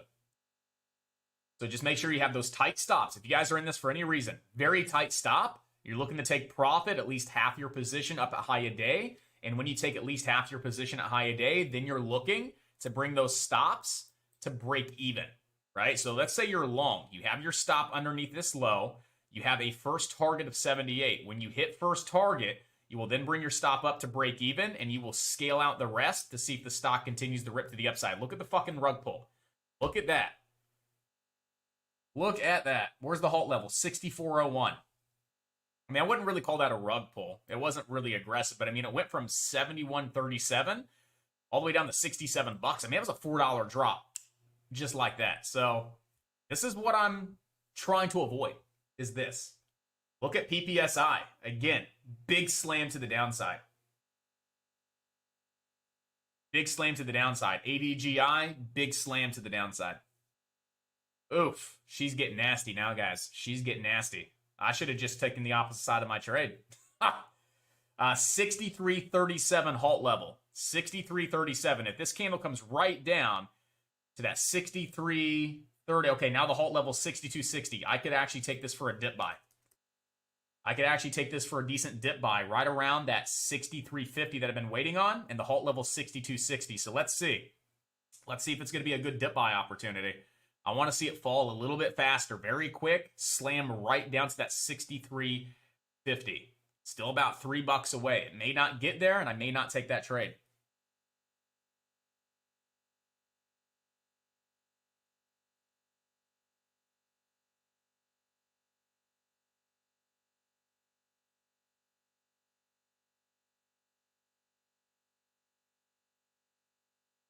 See, I liked it better here because if it would have slammed down, it would have lined up beautifully with the VWAP as well. Now we only have the 50% and we have the halt level.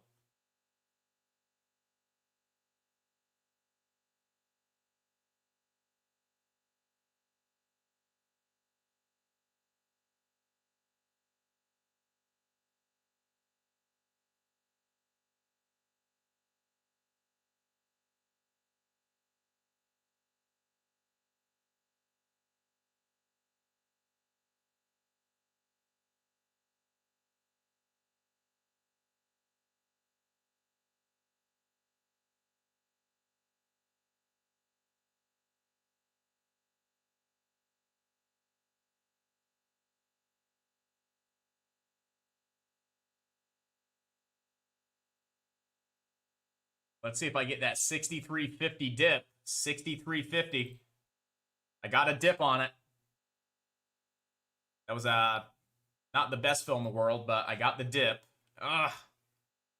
Don't let me down here, buddy. I got a really, really not so great fill on that.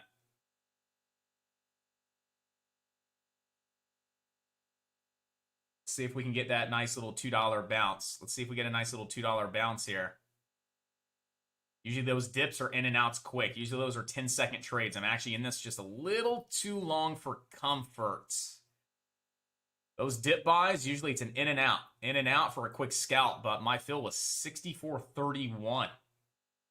I'd even get my full fill. I only got 500 shares of the 1,000, so if I would have got my full 1,000, I would have had a nice cost basis below 64. I'm going to take half just because I'm not really enjoying the fill on this. I am holding it for a decent amount of time off the dip. Usually dip buys are 10 to 20 second trades, and I've been in this for a while. So I'm going to go ahead and get out there. Did I get break? I got right at break even on that. So from not getting my best entry that I wanted and at a full position, I went ahead and just walked away. But it was the dip I was looking for. Right there, close to the halt level, right there at that 50% fib. It did bounce. It did pop. But again, it wasn't really the execution that I was wanting. It wasn't the entry. It wasn't the size. So I went ahead and just walked away from that at, pretty much 65 bucks. So I call that break even. I call that break even on the dip. So reset, move on to the next one.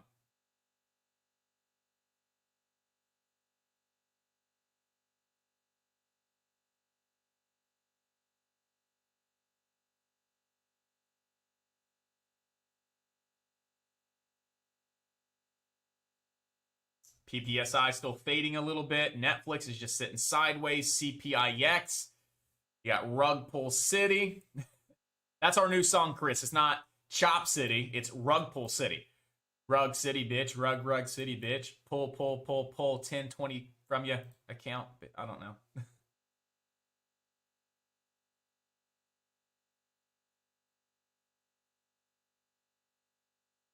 Spaz got broke even on exactly 3 trades. The market's on something. The market's been on something for the last couple months. You ain't lying.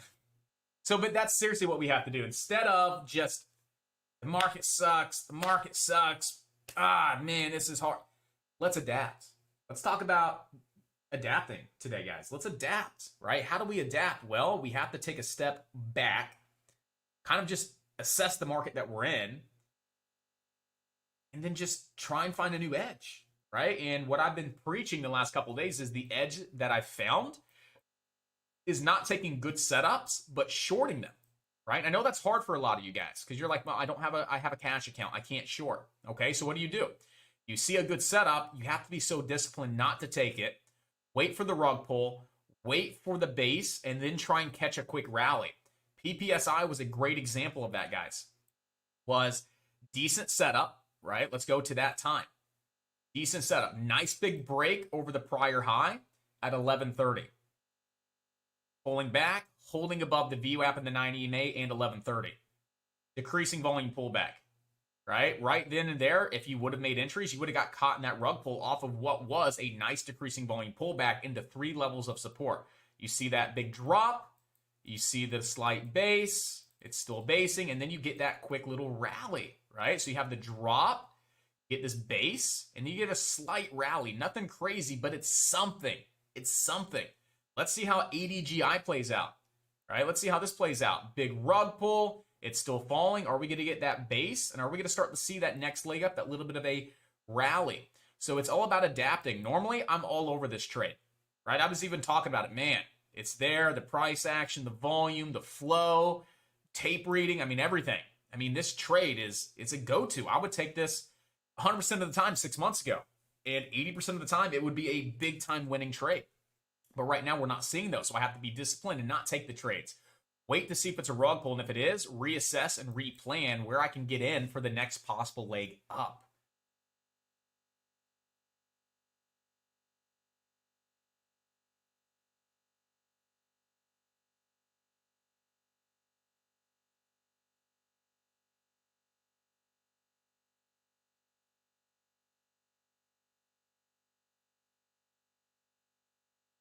Prague is up 20 cents. So Prague is up a whopping 20 cents. So, I mean, she's moving a little bit. She's running right into that nice little wall of resistance at $3.66 there on PROG. You know, PROG breaking 366. It can go to 4. It can go to 4, but you do have a good wall of resistance right there at 366. And you see that nice little rejection on PROG. So, you know, we'll add it to the watch list. Let's see if it sets up. And if it does, maybe we have some opportunity for maybe 30-ish cents to the upside.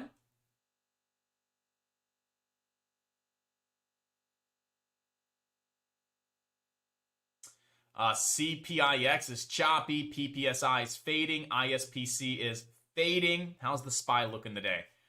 The SPY, it still looks a little iffy. Still looks a little iffy. I'm still leaning more towards the short side on the SPY.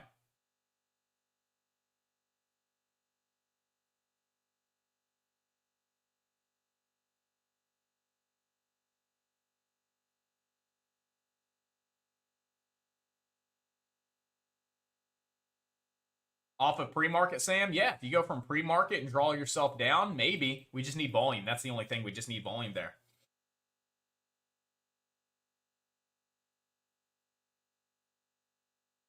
FWBI, this thing's done for, guys. Look at that. I mean, dropping off on volume, slowly just kind of fading to the downside. You know, FWBI right now, I mean, that level that I really wanted to see it stay above was that 238. Was right around that 238 level. And right now, it got rejected off the 50 SMA on the daily, and it's coming right down into that 20 EMA. So right now, it just needs some volume. It's worth watching. You know, it may have some potential, but we need to see some more volume move in a little bit. Volume is very scattered right now. Volume is very scattered. This is one of those days that you just kind of sit back on the sidelines. You just kind of sit back and, you know, you're not trading. It's okay. You're not really seeing the best of the best opportunity. One thing that I like to preach, guys, right? One thing that I preach is penny stocks, you can't trade them every day. You just can't. There's going to be days and weeks where you just cannot trade penny stocks. It happens. There's going to be days and weeks where you just can't trade options if the VIX is high and the spreads are out of whack. There's going to be times where the market's kind of sitting sideways, right? Sometimes there's just not going to be an opportunity for the day, but that's okay because we're not looking at day-to-day profits. We're looking at our monthly profits, the average of what we make. It's not what we make today. It's what we make over the average. So sometimes if you come into the market, sometimes you have to be willing to sit back on your hands.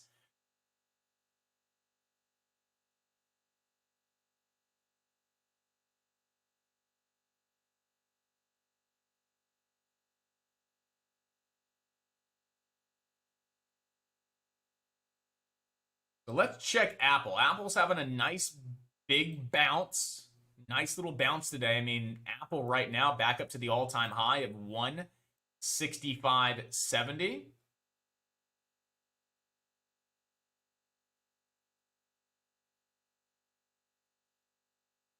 With support all the way back down at 162-ish.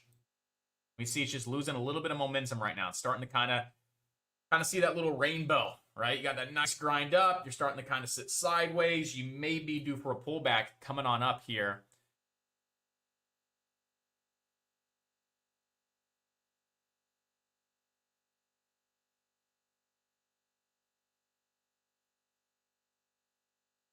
Yeah, if you look at PPSI, it's in a little bit of a wedge. You look at PPSI here, it's a little bit of this falling wedge formation. So we could absolutely see this break out of the wedge. I'd still want to see it back above $10. You know, breaking the wedge and regaining $10 as well. That brings me a little bit of confidence with PPSI. But still be mindful, the stock has had 3 rug pulls today, right? So just because it's in a good setup, you have to be mindful of the rug pull. So you have to plan your trade, get in at the right place, right? We talk about this all the time, how to make entries, where to place stops, but you have to be quick to take your profits to avoid getting caught up in a rug pull and going from a green trade to a break even or a losing trade. So again, you can take these setups, you can trade these patterns, you can build the same plans. But the only thing that's going to probably differ is the amount of time you're actually holding the stock. You need to be quick to lock in profits in this market, in my opinion. You have to be quick. Don't expect to hold it all day and watch it run 100%. Right now, we don't have that in the market this week. So right now, we have to find our setup, identify it, build our plans, and we know how to build plans. We talk about it a lot, and just be a little bit quicker to lock in those profits. So again, you have a potential downturn break on CRXT. We just don't have volume. PROG needs to set up. Still on a slight downtrend. ADGI fading and falling and giving pretty much everything back. Now, support is down towards around 57.81. Right around 57.81. That was prior daily resistance before we broke out today. So down towards around 57.81 would be a decent little level of support to see if we can hold on up. Maybe for an entry coming on up there on ADGI. I haven't seen anything yet on Netflix. CPIX is very choppy. I mean, this one is in rug pull heaven as well. Rug pull, rug pull, rug pull. So right now, it's a very choppy stock as well. There's really not a lot of opportunity right now at this point in time with CPIX. But we have PPSI looking to break out of this wedge formation. Back above 10 as well. Your targets here on PPSI, if you guys are considering this, your target would be back up towards the prior high. Right around 1040 to 1050 would be your target here on PPSI. But looking at yesterday in post-market, I still see room down to like 9. I still see room down to 9. That would put you right into the tip of this falling wedge. Then if you get that breakout, we'll look at new targets. But at least right now, if it starts breaking out, your target is $10.50. You know, that's almost $1 to the upside. There's potential here.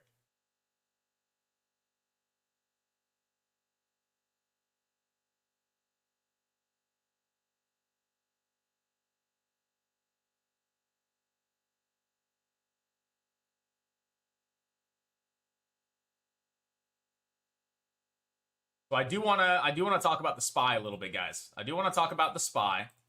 Obviously, we had this nice double top, right? We double topped here, a little bit of a false breakout. We had a lot of divergence as well, right? We saw that little bit of that decline and then COVID. And we're having a little bit of what we call a two-legged pullback, right? So you have the decline, and you're starting to see 2 days to the upside. But right now, at this point in time, it's still very early in the day, is if we close just like this and we see that decreasing volume, we could actually see the SPY continue to roll over and continue to fall here a little bit. So what I'm looking at to really get interested in maybe some puts, because we do have room down to that 457.87, and then we could see it down towards around 454 on the SPY. I'd be looking to see if this could stay below yesterday's open, as well as that 20 EMA. So there's a couple reasons here on the SPY. Yesterday's open resistance, as well as this daily 20 EMA. And it also happens to be the high from the 26th. So we do have this 464 level was resistance, was the open. It's the 20 EMA as well. And we could see its intraday resistance as well. I'd be looking to see if we can get rejected off this level.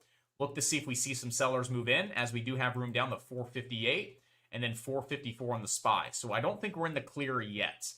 Right now, we're still not in the clear. We have to be patient and mindful.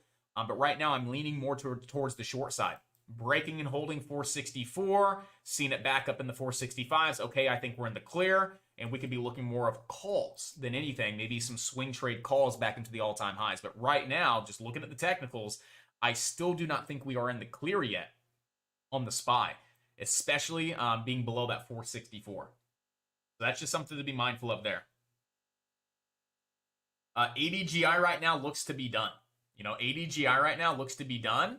However, we do have that support down towards around 57.81. And we could see this stay above and bottom out around 57.81. And that could be a great area to see the stock start to reverse. And that could be a good opportunity. But right now, we have some time. We have to be patient here on ADGI.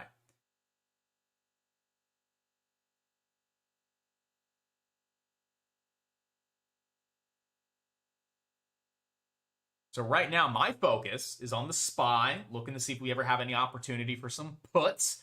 Nothing yet on PROG, nothing on ADGI, nothing yet on Netflix. CPIX is a choppy stock. I don't like it, but we're watching it still. PPSI starting to break out of this wedge formation off of a higher low, but be mindful, she likes to rug pull. So make sure you're keeping very tight stops, very tight stops.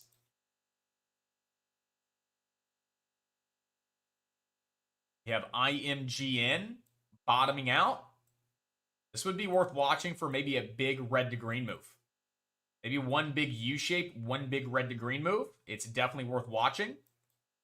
Or it's just in this big channel. I mean, look at that. You got bottom channel support down towards around 6.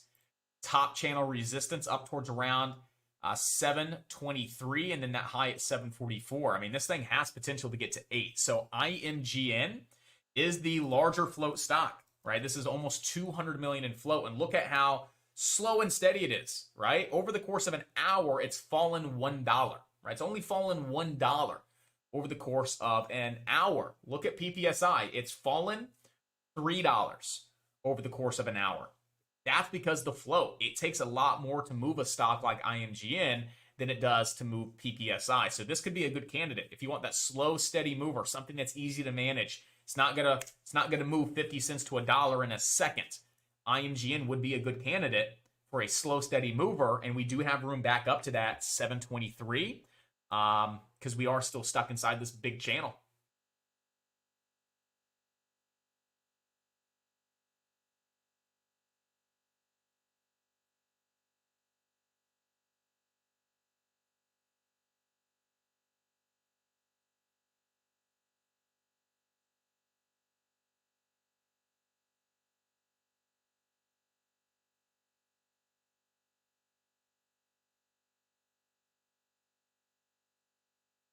So just kind of scanning through some of these gainers. And I'm not really seeing anything that's standing out, right? Looking at our halt scanner, nothing. Looking at our Breakout scanner, not a lot, and that high of the day momentum scanner is very, very slow. So we're not really seeing that momentum in the market. We're not really seeing a lot of stocks break out. I mean, our last breakout was 6 minutes ago. The last high of the day momentum that we had was 2 high a days on ESGR. I mean, our highest on the day is RNXT. So RNXT is making consistent new highs, right? 86 new highs of the day. But this stock just started really moving on up here over the last, 10 minutes, 20 minutes or so. And it's not really trading on a lot of volume, right? Right now, it's trading on pretty light volume, slowly creeping to the upside. I would be a little cautious on RNXT, but RNXT is showing momentum. It's consistently making new highs of day. Maybe we see some volume move in once we start breaking over like $9. I would say right around like 908. We could see it up at towards 10, and then that spiking high maybe up towards around 1246. So RNXT does have some momentum. It's consistent. It just doesn't have the volume that I'd like to see. It's actually trading very, very light volume. It's only 1 million shares today.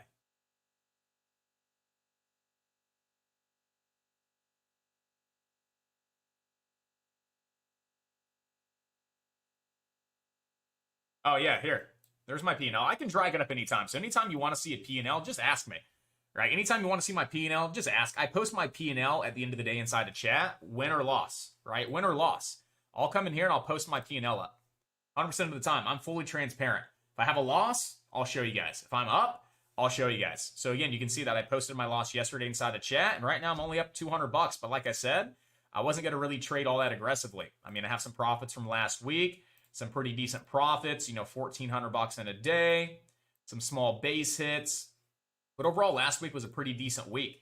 So I know I took a pretty decent loss yesterday, but again, I've had some pretty good returns over the past week or so, which still puts me in the green.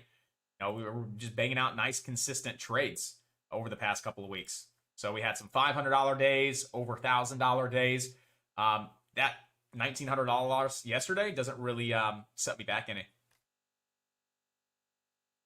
But yeah, anytime you want to see a P&L, guys, I know I put it off to the side, but that's where it goes. My OCD is real. So this is how my setup has to be. Like if I start moving stuff, it messes with my OCD. That's where it goes. I'll just I'll bring it on over. I'll just simply take my my webcam off.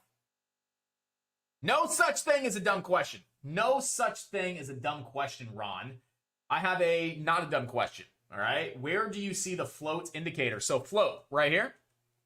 So right there is the float. FLT, right there is the float, and you can see 8.3 million, 187 million, 11.5, 4 million, 91 million. So you have the float here, or you could simply jump on over to yahoofinance.com, right? You can go to yahoofinance.com, and you can type in any stock that you want. So let's go say BIOC. I don't know why I thought of BIOC, but you can go BIOC, right? Type it into Yahoo Finance, go to statistics, and if you scroll down, you'll actually see the float. So if there's any time that you're trying to get an idea of what the float is for a stock, but it's not on the scanners, just go to Yahoo Finance, type in the ticker, go to statistics, and then just scroll down, and you can see the float right there at 16 million on BIOC.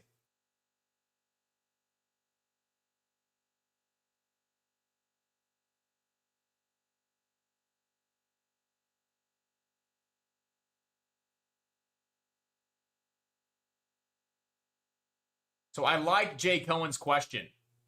He's been watching CPIX for some time and notices that it's bouncing in this 30-cent range. It'll come down to like 430. It'll bounce to 460, 470. Come down to 430, bounce. This is what we call a range, right? This is range bound. So you have two different types. You have ranges and you have trends, okay? So a trend is when the stock is in a nice trend, right? It'll be uptrending. Right? So we have trends. You could play the trend. You could play the higher lows, right? You can short higher highs. You have a trend.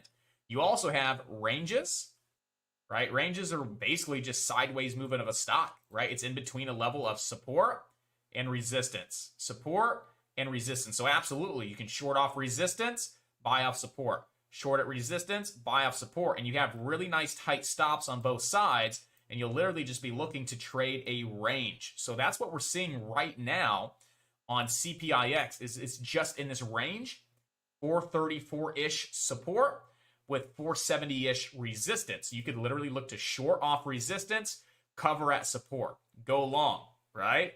Go long, sell at resistance. You could literally just play this range up and down. But the second it breaks and closes above one of those levels, that's the second you have to get out. So you have to put stops just slightly over.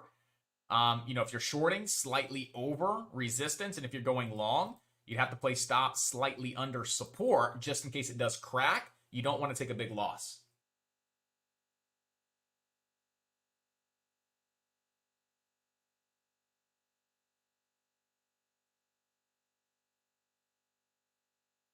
LGVN right now is down almost $4 on the day. This one's done, right? This one had potential yesterday. It had potential today. Right now, it's coming down below almost every single decent level. Right now, it's dead. Right now, it's done. It's still on our prior day mover list. Still something that we should keep on watch just in case we see a nice little bounce. But right now, for today, it is dead and it is done. IMGN is not really running, right? It's not really running. It's grinding up, right? It went from $6 to $6.60 in 30 to 40 minutes. That's not really running. It's just grinding on up. A stock that's running is a stock that's just going straight up, right? That stock is ripping. That stock is running. IMGN right now is just slowly grinding to the upside again. Over the last almost 45 minutes, it's moved about 50 to 60 cents. I don't really see any stocks right now that are just running. I don't see stocks that are ripping and running right now.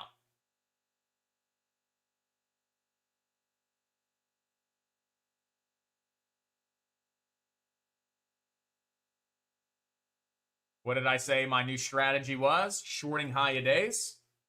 CPIX, I'm short. I'm short on CPIX off the high-a-day. I mean, every time it hits a high-a-day, it fades. High-a-day rug pull, high-a-day rug pull, high-a-day. The trend is rug pull, and it's range bound. So I'll take a short right here off 473 resistance, and I'll place a tight stop just in case it breaks out. But again, I'm just shorting the high-a-days for those rug pulls, right? Let it make a new high a day. Watch it rug pull. Let it make a new high a day. Let's see if it continues this trend, and we see these nasty rug pulls. It's easier to make money to the downside, right? Bulls take the stairs up. Bears take the elevator down. So on a stock like this, it's easier to make quick cash on CPIX because when those sell-offs happen, when those rug pulls take place, they're very quick, they're very abrupt. Literally 2 minutes to take a good, nice winning trade versus 30 minutes to the upside.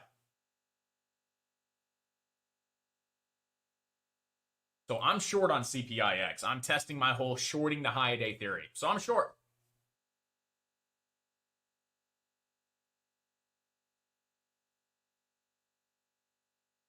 Is this really going to be the stock that just rips and halts to the upside?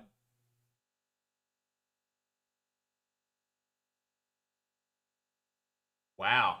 It's going to break 5. It's going to break $5. That is some funny stuff.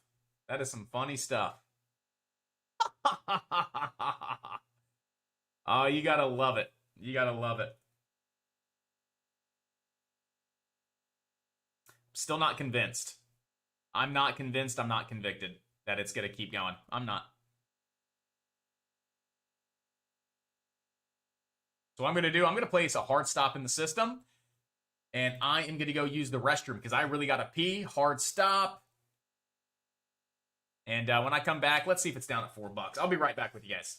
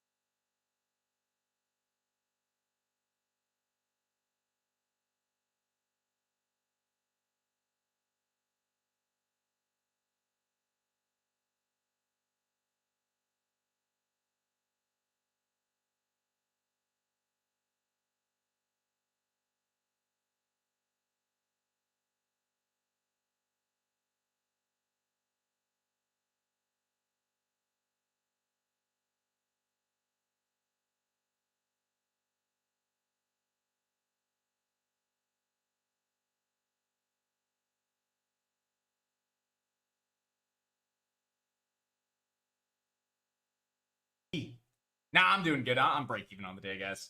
Like I said, my goal coming into the day was, break even. That was my goal. If I'm in the market, not feeling it, if I can just walk away break even, I will. I'm down 20 bucks on the day. Like I said, I'm not really in the zone. I'm not feeling it. The market, still adapting to the market. Again, someone that's been in the market for 8 years that figured out an edge after 2 or 3, that finally conquered it and just like crushing it consistently. It's definitely hard, right? It's hard to start changing your edge in the moment. And it does take time. I can't expect to have an edge that's worked for 3 years and just one day, whoop, right? It takes time. It took me time to develop my edge in the first place. It's going to take me time to adjust to this market. This market is different than what it was last year, the year before. It's much different. And you just have to adapt, but it takes time. So right now, I had a great couple of weeks, right? My whole shift in edge was working great. Right now, I'm taking a little bit of a heat, a little bit of a loss on CPIX, but I'm still not convinced that it's going to just start going to like 10 bucks, 6 bucks. I'm still convinced that 1 rug pull, 2, 3. Okay, I'm waiting for a rug pull. If I don't get it, I take a stop. It's okay. I'm still adjusting and I'm still trying to tweak and adapt to this market.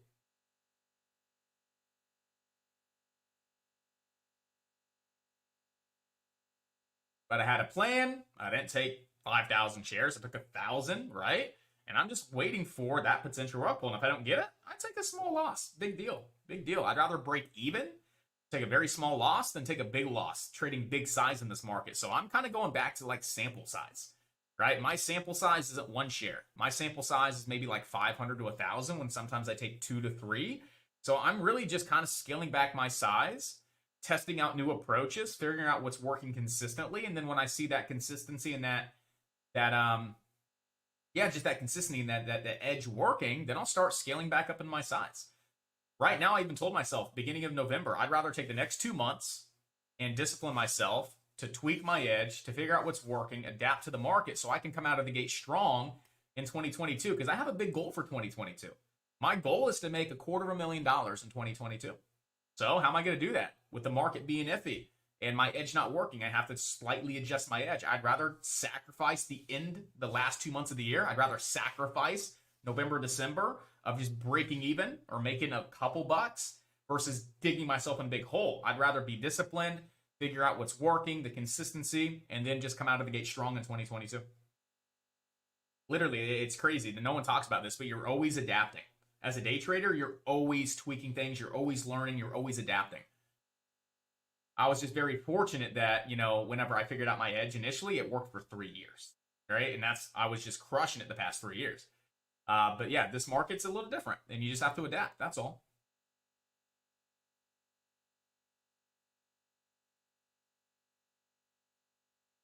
So I'm still holding CPIX short for now.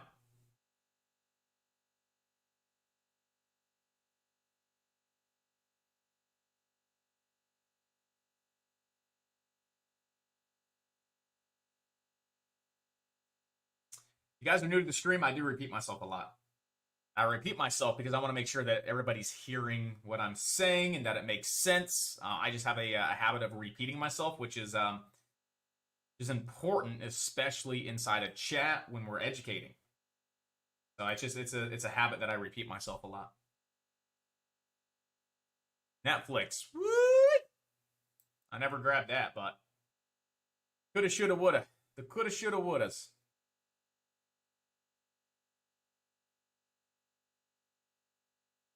How's RNXT looking? RNXT, this one, high day momentum scanner, 126 new highs of the day, low float stock, 2x on the relative volume. It's picking up. When we looked at it here a little bit ago, it was only trading 1 million shares. It's trading 2 times that in the last 10 minutes. So we do see a lot more volume now starting to move in here on RNXT. So RNXT is a pretty consistent mover, guys. Over $9. I mean, $10. You have room to 10 bucks on RNXT. No rug pulls, no inconsistency. It's a pretty consistent stock. 875 support, over 9. This thing could rocket up towards around $10.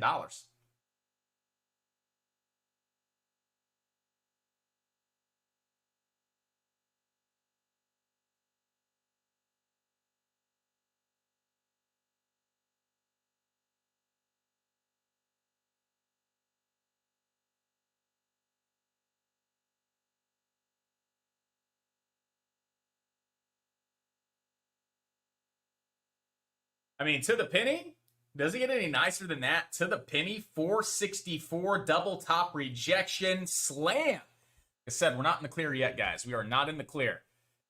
Did you get your puts? Oh, Catherine, you got some puts, didn't you? I want to go grab some puts now. Where are my puts at? Where are my puts? I didn't even have my broker open to buy any puts. I was too busy looking at these penny stocks. If you grab those SPY puts, Catherine, way to go. Way to, like, just take the trade. I love it. I love seeing you guys make money. It's freaking awesome.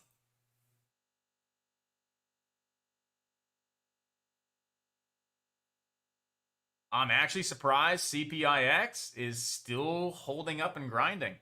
I'm very shocked right now. Like, seriously, I'm very shocked that this stock is actually holding on up. Especially the consistency we saw the first hour of the day. Was not expecting that, but can't be right 100% of the time. And the day's still young. We're only an hour into the market. It's just one good trade. Put me in the green. It's just one good trade. Look at that. CRXT starting to fade a little bit. We can take that off the watch list. ADGI. I still think we should keep ADGI on watch. Down in that 57 area. Down around that $57 level. I do think we should keep it on watch. Nice. You got right in at 464. Right to the penny. Way to crush it. She crushes it. It's the tone of voice. It's the tone of voice. No, that's just a killer setup. That was a killer setup. Good job for that execution, Catherine. Good job crushing it. I mean, that was beautiful on the SPY. I mean, even look at Netflix right now. I mean, I missed that, but Netflix was a beauty as well. That's already down 15 points off the high of day. Netflix still has room to 644. So if we get a slight bounce, right? If we can see a slight bounce on Netflix, I'd still be interested in puts. I mean, look at that. This thing is just getting absolutely pulled to the downside right now. I need to see a nice two-legged pullback, three-legged pullback, and then I feel confident with jumping in for puts for the next leg down. Right now, if you're buying puts, you're chasing this to the downside. You're buying puts right now on Netflix, you are chasing this to the downside. Look for a slight pullback, a little bit of a bounce, and then look to catch it for that next leg down.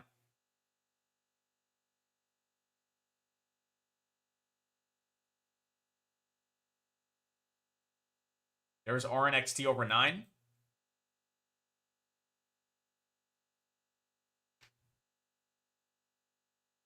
So the high day short strategy, I'm only applying that, just so you know, Skylar, to penny stocks. Penny stocks. I haven't really applied that to large cap, mid cap stocks yet, because those to me seem pretty consistent, right? Those high day rug pulls, I've been noticing those a lot with penny stocks. So my approach with the high day for a rug pull short, I'm applying that to pennies.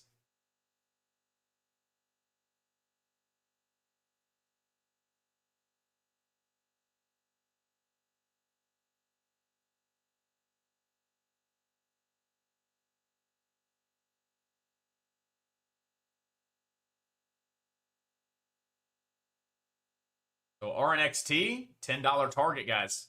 We are above 908. We even had a nice break and hold. I mean, this is a pretty consistent stock as well. Break, hold. Nice little pop there from around 9 to 958. RNXT is paying right now. RNXT is not a bad looking stock.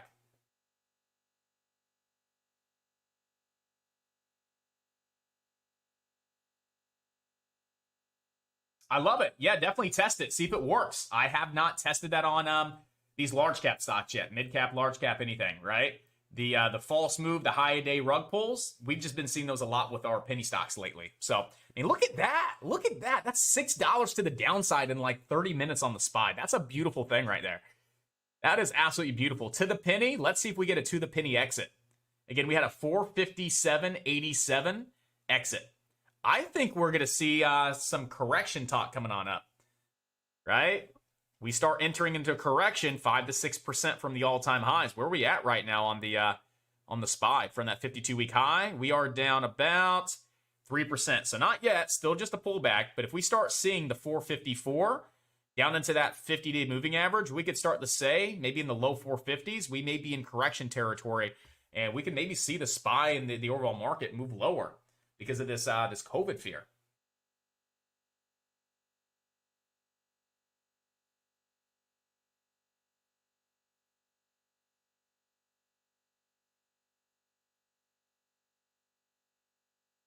Because I like it, Dave. I like it. No, whenever I stopped,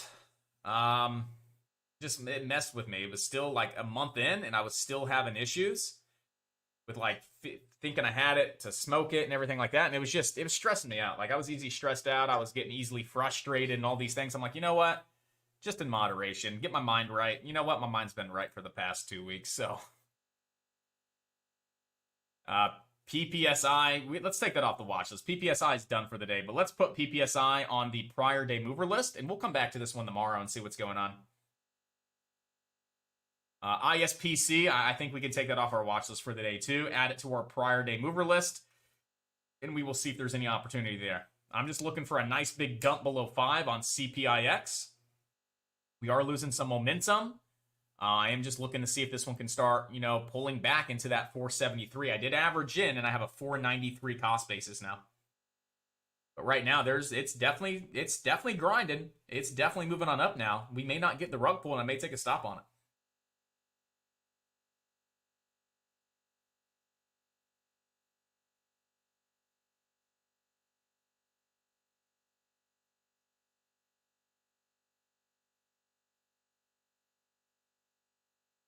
I'm going to flip these to a 5 minute now.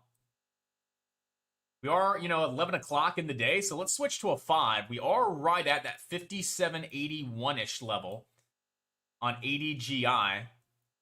Now, if we fail to hold that level, we're coming down to yesterday's highs. That would be the next level of support for ADGI would be yesterday's highs, which also lines up beautifully with these pre-market highs. So if we do not hold above 57.81, I'd be looking for a nice reversal or a nice dip buy down towards around 53.76 here on ADGI.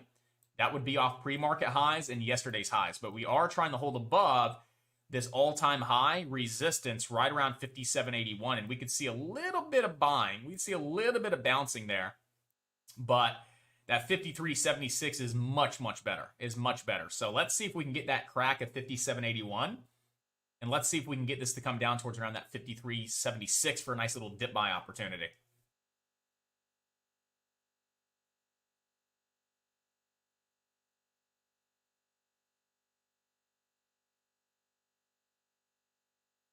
Frog is done for. IMGN still has slight potential. It should still definitely be on watch. RNXT was the winner. RNXT was that high of the day grinder, and this one just stayed consistent. CPIX is consistently hitting those high days as well, so stop out coming. I smell a stop out.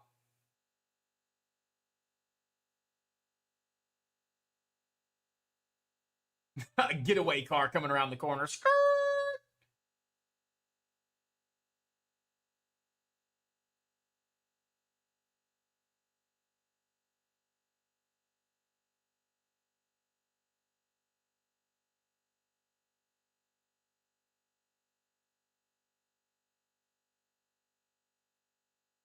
So again, still watching the SPY. I feel like you're chasing it, buying puts down here. I'm watching Netflix. Definitely feel like you're chasing it, buying puts down here. We're even shorting it. I'm looking for a slight bounce, a little bit more of a bounce. Really looking at the 5 minute chart. Just trying to get a nice little two-legged pullback.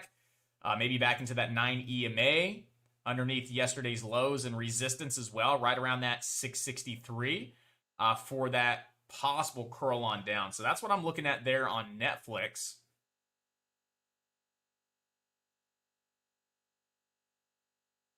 ADGI, waiting for that to come down to 53.76. IMGN, nothing yet. RNXT, already made a pretty nice move.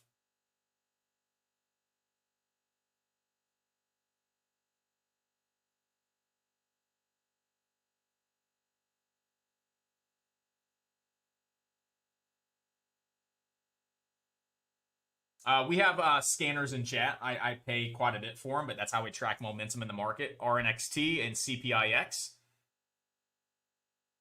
Yeah, I can show you guys my monitor.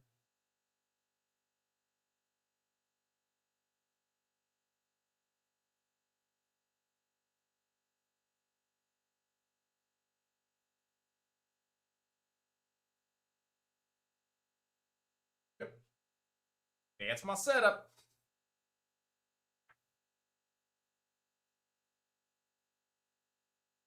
Here we go. There we go. CPIX is getting a little bit of a pullback now. I'm just looking for that big dump.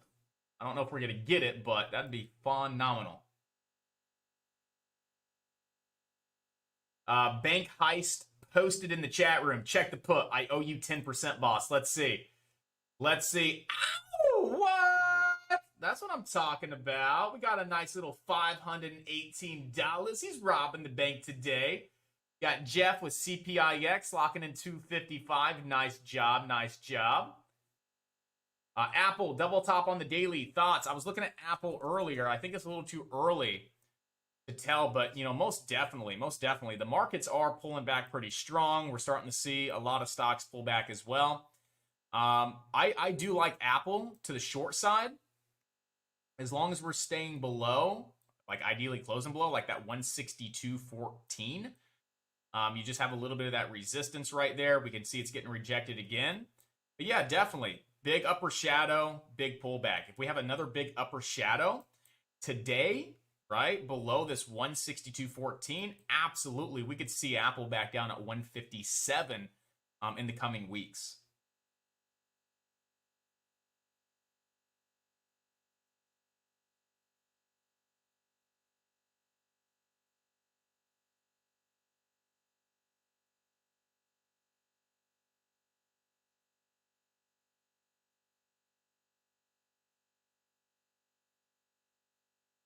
There's RNXT at 10. Took a while, but it got there little by little, slow and steady.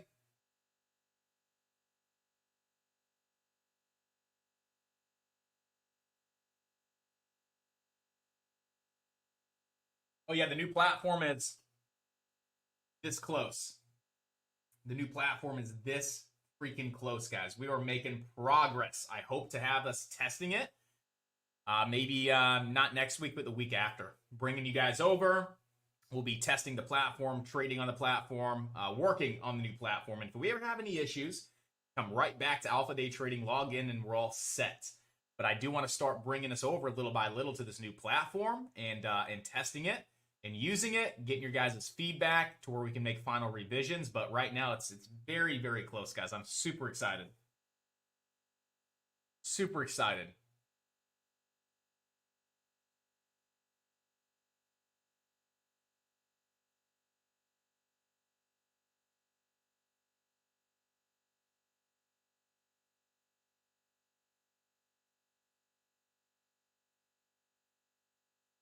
So right now is a day of patience and a day of patience. That's what today is, a day of patience and a day of patience. So right now, still just sitting back on them beautiful hands.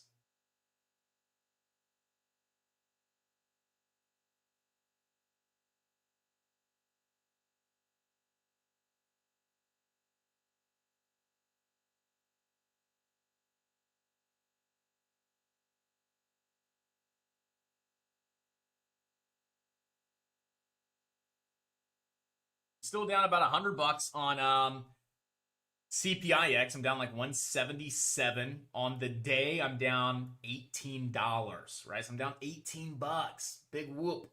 I'm still looking to see if we can get this nice decline, this nice big pullback. I'm looking at 475. I'm looking at 475, and I have a cost basis right around 493. So I'm looking for maybe 20-ish cents. I took a lot of heat. I didn't continue to scale in heavy. I stuck to the position that I have. I averaged in up there over 5, but I didn't continue to average in aggressively just in case. But still looking to see if we can slightly slide below 5 back into the 470s.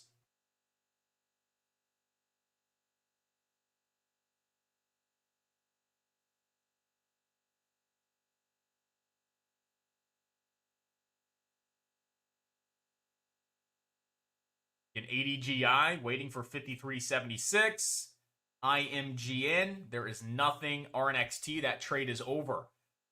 This is the 875 support, breaking and holding over 9. Room to 10, that trade. I mean, it took about 20 minutes, but it was a good trade, and it made a nice full dollar move to the upside.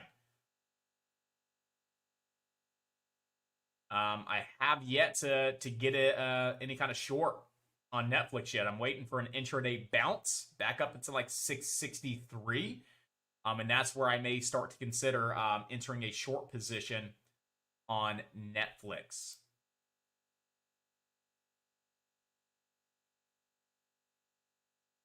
Same thing with the SPY. Same thing. I mean, huge decline. I mean, just red, right into that 457.87 support. I'd like to see this bounce back up, maybe to like 460, see some resistance, see it maybe start to curl on over, and then try and catch this for the next leg down on the SPY. So I'm still looking at puts on the SPY, still looking at puts on the Qs. I'm definitely still looking at puts on Netflix. I just need to wait for that little bit of a bounce and then actually start to see this curling back on over.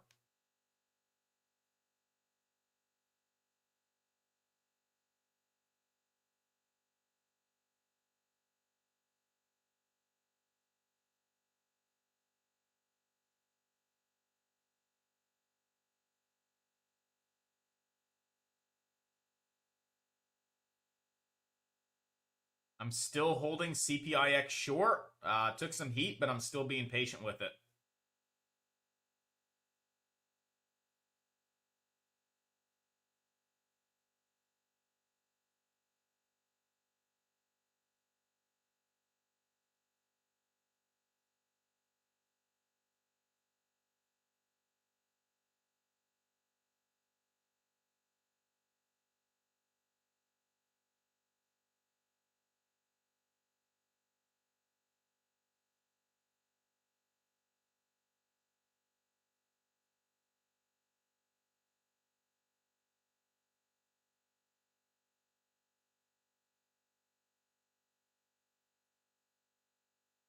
There it's going. There it's going. Now it's starting to crack. High volume, back below 5.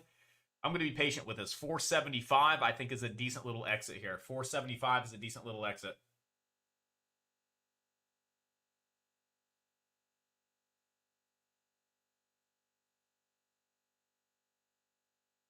Right back down to that 473, 475.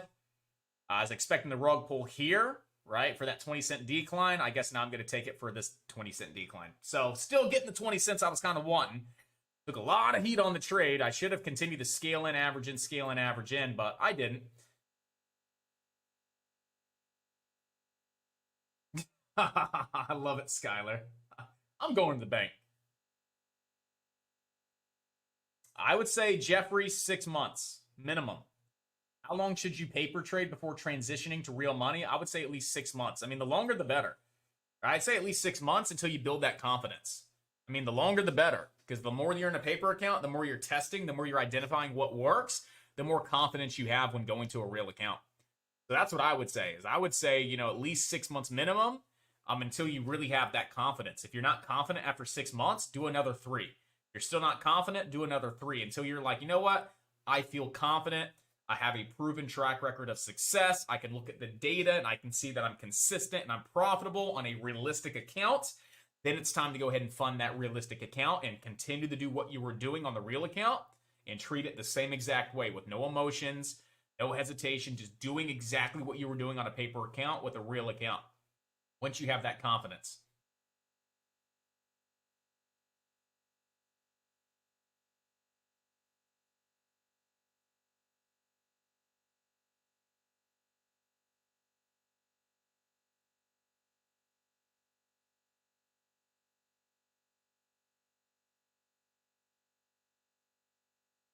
Still watching ADGI. I know it's just getting completely beaten down, right? But I am still watching ADGI here around that 53.76 for a nice bounce. That was off yesterday's highs, pre-market highs as well. Maybe a nice bounce with a slight break of the downtrend. Maybe we get a little something going. Maybe there's a little something we get going here on ADGI. Now it's 11:11 in the market. It's 11:11 right now. We are coming into the slowest time of the day. Still looking to see if I can catch a bounce at 53.70-ish on ADGI, but it's actually already starting to bounce at 54.70. So about $1 away. It's starting to get a little bit of this bounce. I still wanted a little bit lower for me to feel confident with jumping in. There we go. There's CPIX I gotta get some should have an order there to take profit because it bounced pretty quick. Came right down to my 475 exit, and I never I never executed it. So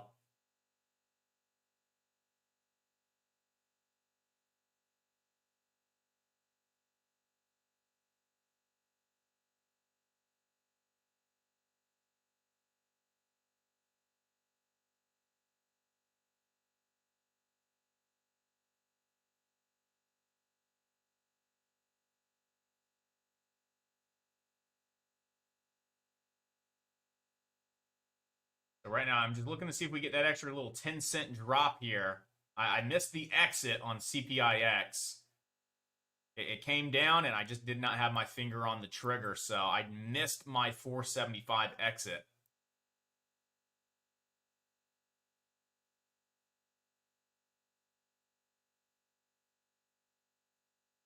So what I'm seeing here is yeah, 100%, man. I like your analysis there. So if it breaks the triangle thing up or down, that's confirmed, right? So yeah, if it cracks the trend line, holding it up as support, you could look to take that short back down into your 128 target, it looks like, right around 128, and then down towards around that 127.20. I mean, your support and resistance is on point. If it breaks the top part, that's a little bit of an ascending triangle at low a day, which is odd, which is rare, but it could happen. If you do break out of that triangle formation to the upside, you'd be looking to possibly get back up towards around, I would say like 132.50, if that's Roblox, and that is Roblox. Yep. So 100%, you got to wait for confirmation. Breaks to the upside, you have potential out of that ascending triangle that's surprisingly occurring at low a day, which is rare, but they happen. You could definitely see a break to the upside, but wait for the confirmation, wait for the volume. But you could also see it crack the uptrend, and you can get a nice little, looks like maybe $1, $1.50 to the downside there on Roblox. The triangle thing, I love it. The triangle thing. I'm going to have to get out of CPIX. I missed my exit. You have the drop, the base, maybe a rally. I'm in at 493. I'm going to go stop at break even because I missed my exit to the sell side. I'm still being patient with it.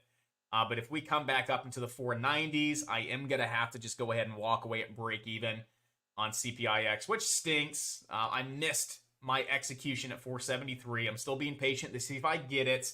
But if not, I will run risk-free. There's 478. We may be getting it right here. Fill me, baby. Fill me. Don't do me dirty. Fill me. I didn't get filled. You dirty limit order.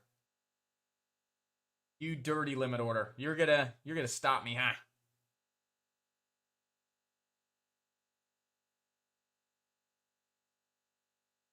Gonna have a cost basis of 493. We're at 489. So I'm 4 cents and I'm out. And I'm out.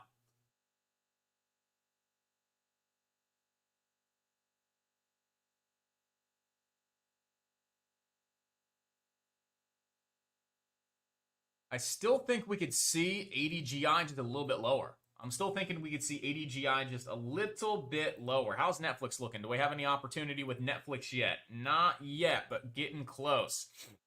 The SPY, not yet, but also getting close for this to roll back on over for possible puts.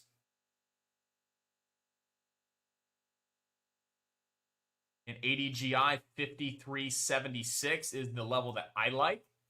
You may be seeing this right now on ADGI. Getting down towards around the 53.76 level is a really nice level to get involved. In my opinion, I'm going to take it for a dip buy. If we just see this come right down into that 53.76, I think that's a good dip buy opportunity if we can make it that low. Ideally, I want to see it come that low. I don't want to see the higher low in the break here, right? Because I would completely miss the trade, and I would not chase it. I would like to get it at that 53.76.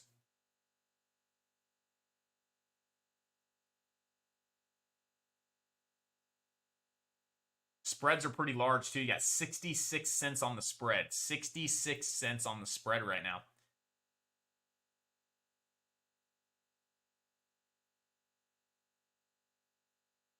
So things are really starting to slow down, right? Things are really starting to slow down. The only thing that we have right now is CPIX. CPIX, the drop, the base, You are holding above that 475 support.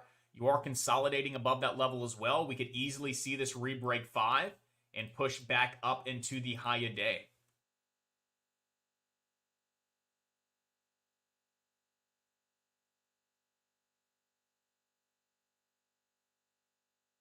Right now, CPIX is above support. You have 475 support. It's at 491, a re-break of 5. You could definitely see this back up towards around that 540-ish mark there on CPIX. That is the only thing that I see right now that's showing good potential for a stock that's under 10 bucks. Then we have ADGI. This is my dip buy approach, a dip buy strategy. If we can see this crack, just drop right down into that 53.70. I am looking for about $1, maybe even a $2 dip buy here on ADGI, but I cannot get it unless it's at that 53.70-ish level.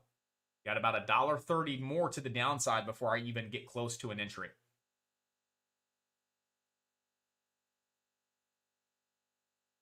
And you do have 55 natural support, but that 53.76 is much better. Yesterday's highs, pre-market highs, intraday today, resistance as well. So I'm really liking that 53.76 for a dip buy. It just doesn't have the volume. That's the only thing is the volume's really not there for me to be like, this is an A+ dip buy. I'd rate it as like a C or a B- for the dip buy, but it's still decent opportunity here on ADGI. So let's see if we can get that right around our 53.76 stops. Under 53, I'd risk like 70 cents, and we're looking for at least a $2 bounce. At least a $2 bounce here. Come on, pull it down a little bit more. We're talking $1.30. I don't want to miss a trade over $1.30.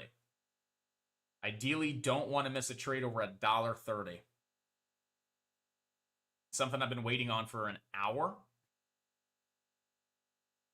There's 54.85. Here we go. 57. See these sellers drop below 55. There we go. 54.50. Got a starter. I only got one of my 3 fills. I only got one of my 3 fills on ADGI. And that may be the bounce, and I may have to take it. See, I haven't canceled my other orders yet. My other orders are still active, but I have my finger on the close all button. Got my finger on the close all button just in case. I got 54.10 was my first entry. I have another bid below 54, and then I have one right at 53.76. I was expecting to see it pop and then drop. I mean, not pop, drop and then pop. Quick drop and then a quick little pop there. I only got 250 shares.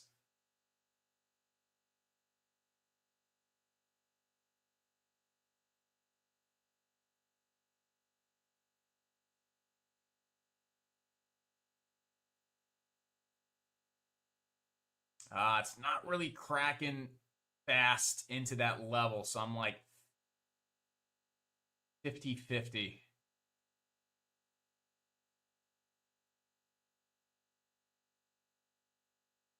This has got to be the area that it bounces. I mean, this has to be the area that we get that bounce.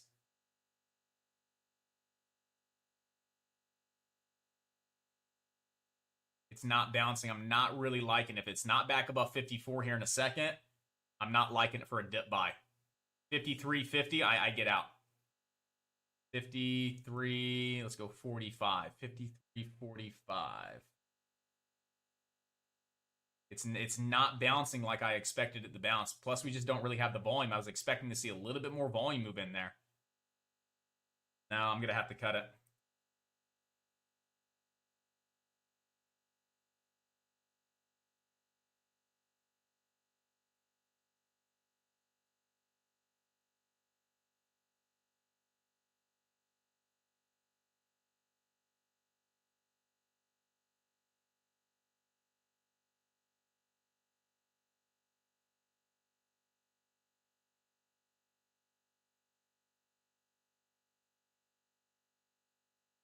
Wow. How do you Drop it like it's hot. Drop it like it's hot. How do you put the option on the chart again? I am missing something small. You got to go. Yeah. So you go to TD Ameritrade. Here to TD. You got to find one that has a an option. So let's go in here. For instance, let's go the SPY, and let's say you're looking at a 459 strike, right? A 459 strike. You would come here and right-click the ask or the bid. You just right-click the ask or the bid. So right-click, and you would go down here to send, and then send it to one of your colors. So right here, if you are in blue, right, mine are linked as blue, I can come into the options chain. I can go here. I can go send to blue.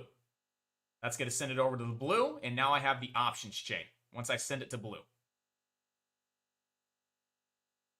But you have to have it linked. So you got to have it linked in the color, okay? And then you just come here and right-click, and then send it to the color.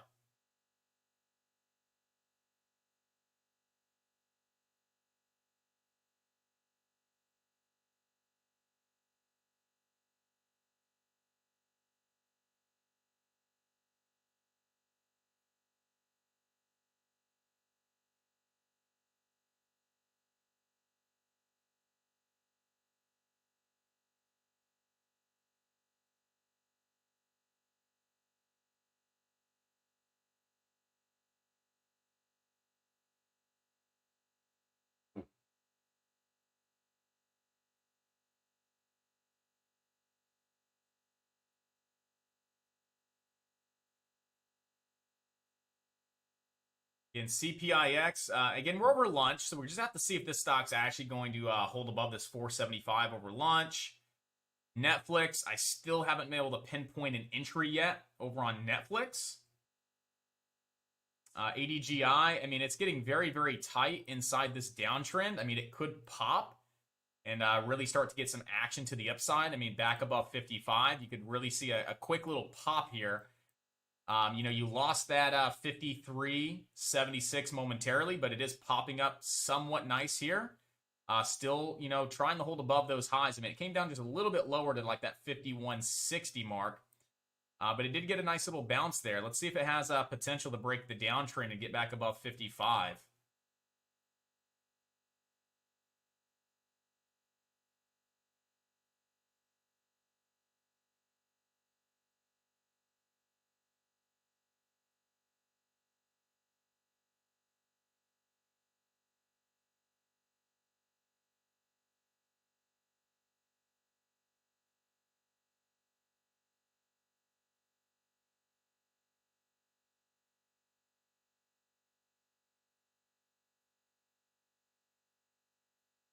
Still trying to work with it. Still trying to work with it. I'm just trying to see if we get a pop here off 54. There's 54.60 on the ask. Let's see if it pops over 55 real quick. Spreads are large. Spreads are $1. It'd be hard to get out for a decent exit. There's one good exit. Here we go. Got an exit at 54.60. Nice. Can we break 55? Okay, I'm going to take another half here. I'm still holding half to see if we break 55 off the bounce. I didn't get stopped out. I'm still holding half, though. I exited half my position for about $1 to the upside. Right now, I'm risk-free on this. Back below 54.50, I probably get out. Still trying to be patient with it to see if we can break 55 here. Stops right now are back below 54.50 on my half position. Looking to see if we get a break over 55 for a quick pop. Got sellers over 55, bids at 54.90.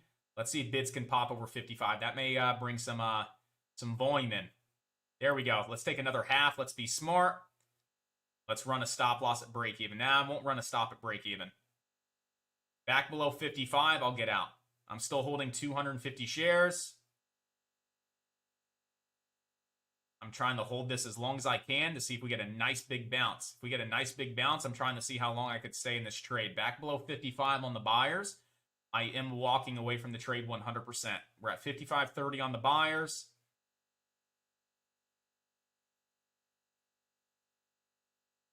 And the tape looks okay right now. And back below 55, I am going to walk and I'm out. Ah, jeez. Took forever, guys. That took forever. Only took freaking 2 hours to get a one and done, get a nice little trade. Okay, good, good. Took forever, but I was able to get that one good trade. I was able to lock in a quick $1,200, putting me up 1,100 on the day. All right, now I'm done. Wait it in November. I'm out. I'm done. We're good. Oh, I almost got stopped out too. It was like this close to a stop out. I'm like, here we go. Here's a stop out. It wasn't even the big bounce. I'm like not even happy about that trade. I'm gonna be real with you guys. That trade, it was subpar. That trade was a C. On a C trade, I should have never taken A plus size. It was slow and steady, but I was really wrapped around that level. I was really wrapped around that 53.76 level. And it bounced, but it wasn't the bounce that I was expecting, right? So in hindsight, it wasn't an A plus bounce. It was more of a C. I should have taken C size, maybe 200 shares. But I was able to catch a quick, $2 out of it. So it worked. It worked. But not the best dip buy. Yeah, definitely not the best dip buy.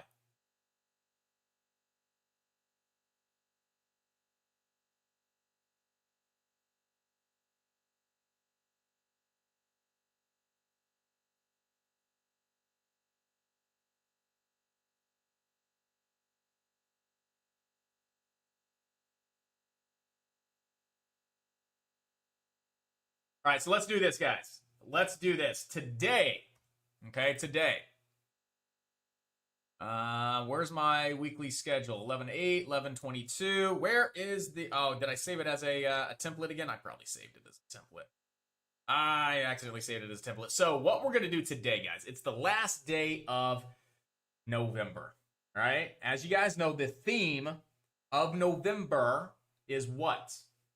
Those of you guys that were here yesterday, what's our theme, right, for December? I think I said November. Our theme for December. What are we really going to tailor everything around in December?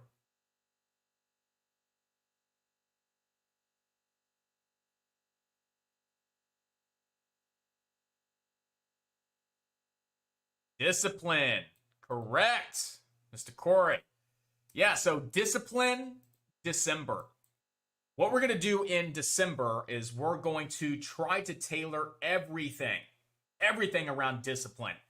I'm talking about, the patience aspect, being patient, being disciplined enough to be patient, to sit on your hands and wait for the best setups, to be disciplined, to follow your rules. We're going to talk about rules and creating rules, to be disciplined, to build trade plans, how to trade plan, how to build a trade plan and how to trade it, right? The discipline on waiting for confirmation on setup. So we're going to be talking about all of these setups and where entry should be, where stop should be, and how you place targets as well. Everything's going to be tailored around discipline and not just with trading. Because here's the thing, guys. If you can't be disciplined in life, you cannot be disciplined with trading. It's not going to work. If you're not disciplined with your diet, if you're not disciplined with what time you're going to bed and when you're waking up, if you're not disciplined with, writing your affirmations or meditating in the morning or drinking a gallon of water, do you really think you're going to be disciplined with trading? If you cannot drink a gallon of water a day, are you going to really be able to cut your stop loss when you're down $200? Like, come on. But if you can get disciplined and consistent with the little things in life, that will naturally bleed into trading. It will. It's happened for me. I've read a lot of books.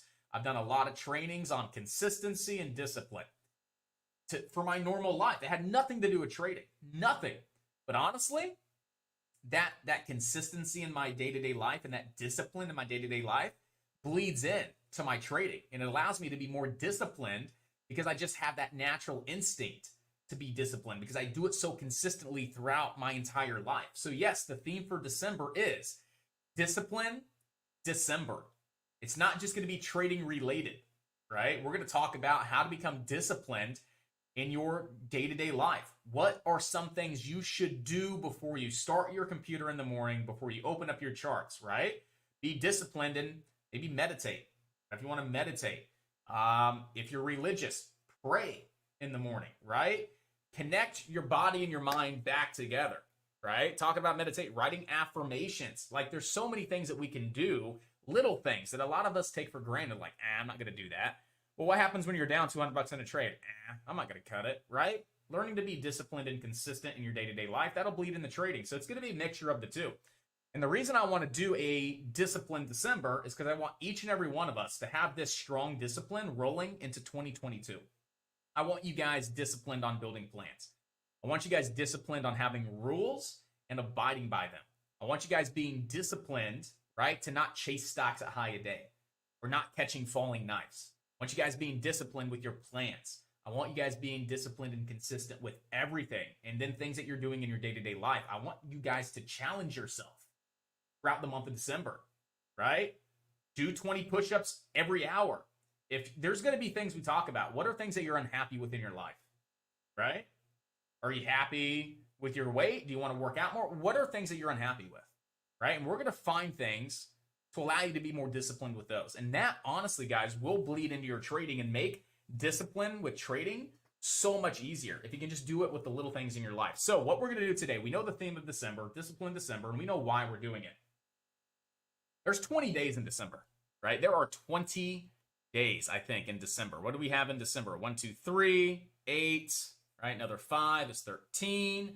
That's going to be what? 18, 19, 20, 21, 23. We actually have 23 days. So there's 23 days in December. Now, I'm one person. It's really hard for me to figure out 23 different topics to talk about, right? I've come up with like 10 or 11. So what I want to do today is prepare for December.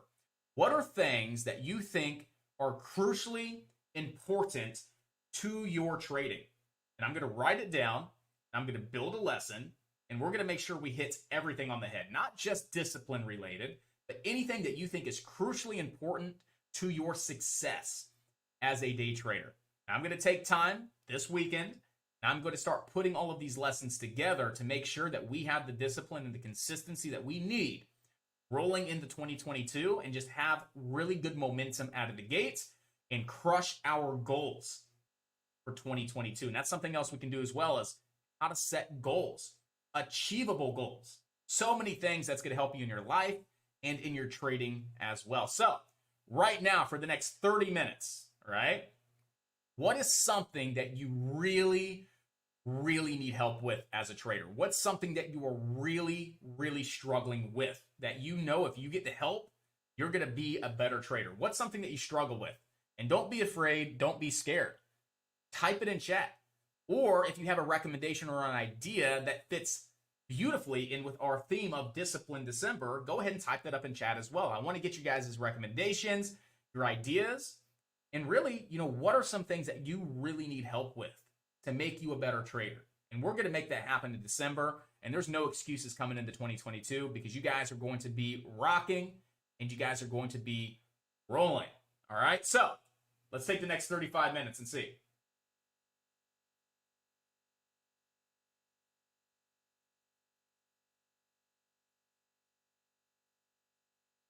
I'm going to write all these down because I'm going to find a way to craft all of this into a really awesome lesson to help you guys out. All right, so let me get my pen, let me get my paper, and I'm going to write all of these down.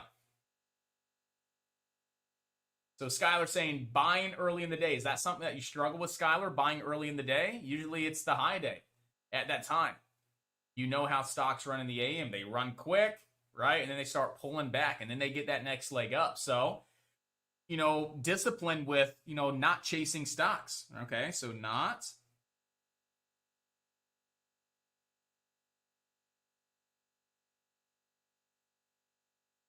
getting greedy. Often ended up going from a small profit to a small loss. Pretty sure it's because I only get 3-day trades a week.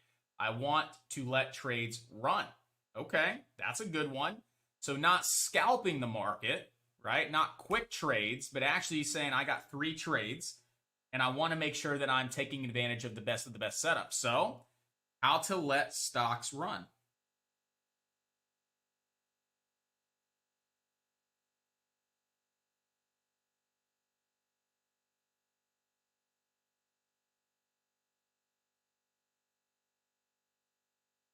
So, how to let stocks run, right? So, that's going to be a fun one because I don't let stocks run. I scalp the market, but there is an approach for you to scale in and scale out of your trades. But that's the only problem. You have a margin account and you buy and you buy and then you sell and then you sell. That counts as 2-day trades, even if it's on the same stock. You buy, sell, sell. You just scale in and scale out. That's 3-day trades. On a cash account, you could definitely scale in and scale out. But yeah, that's the only problem with margin accounts. It's really hard to scale in, scale out. But we'll still do, how to let stocks run, right? Stocks run. We'll, the scale in, scale out. And the proper way to do that as well.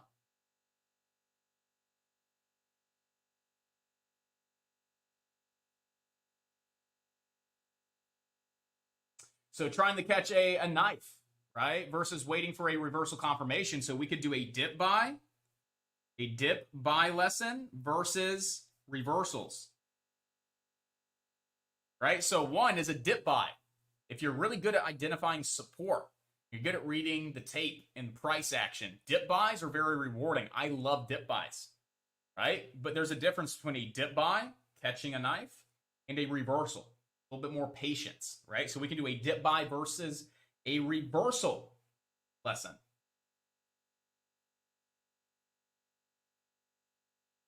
Getting hit on a stop loss right after you place your buy order. Sometimes I free ball for 5 to 10 minutes. Stop loss right after I place my buy order. What? Ooh, that's a good one. Why? You don't average down. That's a good one. Averaging down. A lot of traders, new traders, right, will average into their positions just randomly, hoping it moves back up. They'll just average with no strategy or no logic behind it. So yeah, why you don't average down as a new trader? I used to do that a lot. I used to blow up a lot of accounts.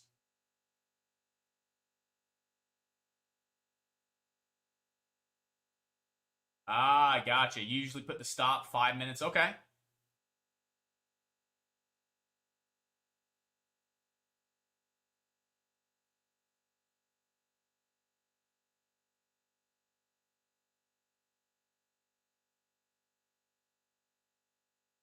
Right? Trade plans. Absolutely. Trade plans. That's something we're already going to do. Trade plans. Position sizing. Position sizing bleeds into trade plans. The way I talk to you guys and the way I educate on trade plans, the 3 A's, that's all crafted around position sizing as well. How to know when to add or take off position sizing, when to scale in, scale out. And we do have the scale in, scale out lesson, right? How to know when to add and when to scale out, right? When to start taking profits, when to bring stops up. Absolutely. Scale in, scale out lesson. If you guys are getting prematurely stopped out of trades, right? Stop loss placement. And every setup has a different place that you put a stop loss. Every approach has a unique area that a stop loss goes. It's never a percentage and it's never a dollar amount. It's based on the chart, right? It's always based on the chart. So stop loss placement to avoid getting prematurely stopped out of trades. That's a good one as well.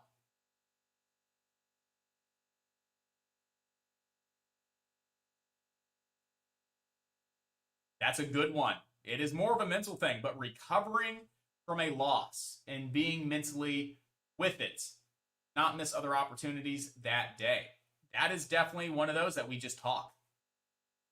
That's a tough one, right? Like I recover differently from losses, right? Because it is a mindset thing. Because my mindset is what happened yesterday is what happened yesterday. I lost $1,900. The second I close my broker down, there's nothing I can do about it. It's out of my control. The day is done. Why am I going to sit here and linger on the past? I can't control the past. It's in the past. The day's over with. I can't do anything about it. But what can I do? I can take the positives from the negative. The negative is I lost $1,900. What's the positive? I can learn why I lost $1,900. I can learn what to do different next time around. And when I wake up, every day is a brand new day. I don't even think about what happened the prior day. Half the time, I don't even know what I made the prior day.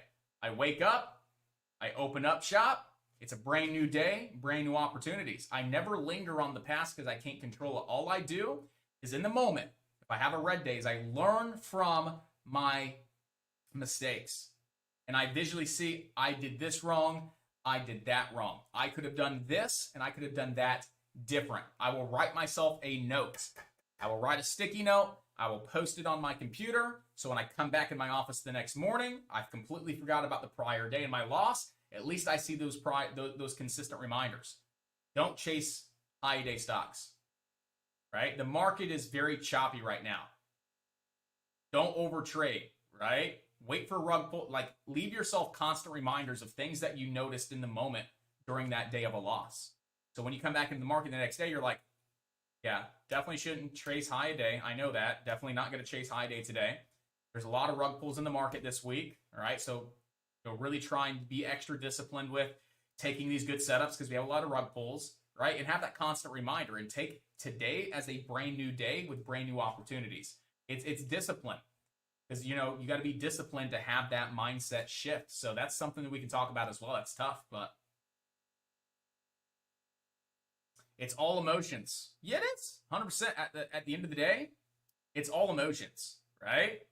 Greed is an emotion. Fear is an emotion, right? You're fearing the missing out. That's an emotion. You're fearful. You're greedy, not taking profit. That's an emotion, right? Everything stems from an emotion. I can't teach you guys how to control your emotions. I mean, that is like, I think, an impossible thing for someone to teach us how to control your emotions. I can give you tips on what I do and how I control my emotions.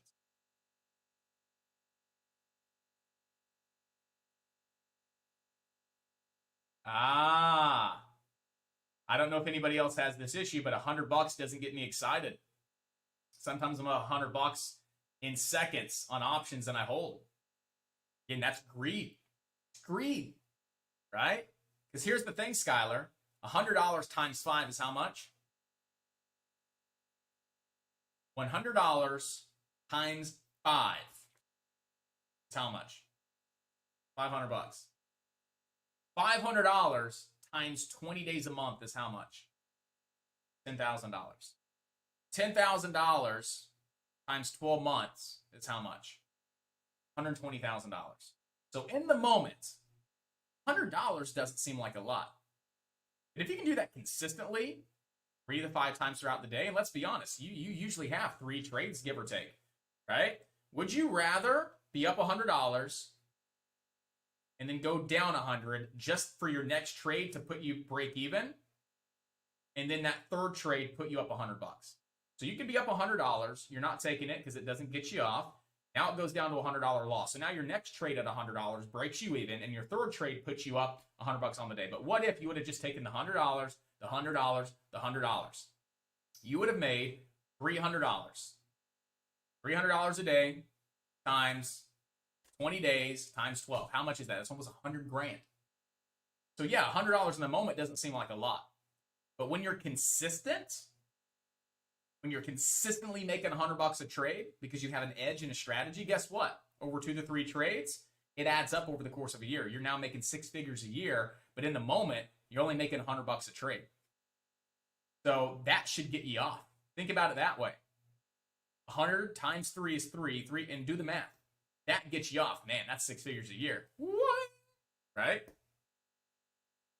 That gets you excited when you start thinking, man, if I just do this small base hit approach consistently, which I know I can do because I've done it before, I can make 100 grand a year. So in the moment, it doesn't really get you excited, but when you compound that and it adds up over the course of a year, now it gets you excited because you're making over 100 grand working 2 hours a day. Now, we all want to make $1 million today. You all want to make $1 million today. Who is making $1 million in a day? I mean, there's some people. We got Musk and all that, right? But let's be real. That's like 1%. 99% of people are not making $1 million a day. But there are a lot of people that realize $1 million a day is unachievable. But $1 million in 10 years is achievable. Right? If you close, and this is my mindset, just so you know. This is what I do when I have the same issue as you, Skylar. The instant gratification. I want it now, but I realize it's going to take me a year, right? Instant gratification versus delayed. I want it now, but I know it's going to take me a year or two. Okay, what do I do at that point in time? I close my eyes. I envision what my life would be like in 2 years when I hit the goal. I close my eyes and I literally 5 minutes, I envision my life when I hit that goal and what that goal by accomplishing it is going to do for me and my family, my life. And I start feeling joyful and happy and humble and grateful. I got a smile on my face and I open my eyes. Like, you know what? 2 years is going to fly by. 2 years is going to fly by, Josh. Like, I know you want it tomorrow, but if you have that mindset trying to go after it tomorrow, in 2 years, you're not going to be there. If you just realize it's going to take time, but if you stay consistent with it in 2 years, which is going to fly by, you're going to have that life that you just envisioned. Do you want that? Yes. And that's what keeps that smile on my face.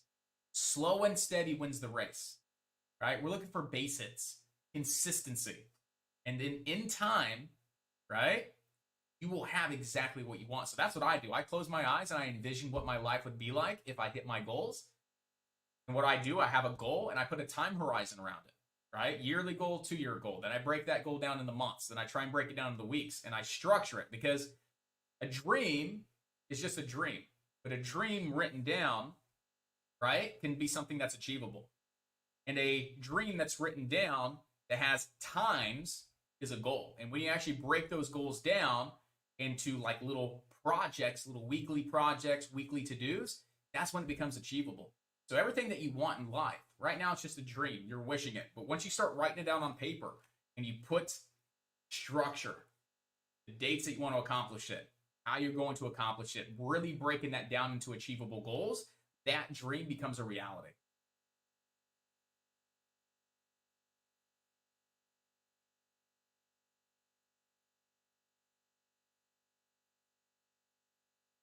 $1 million is only 205,000 times. I can do that shit. I like your mindset.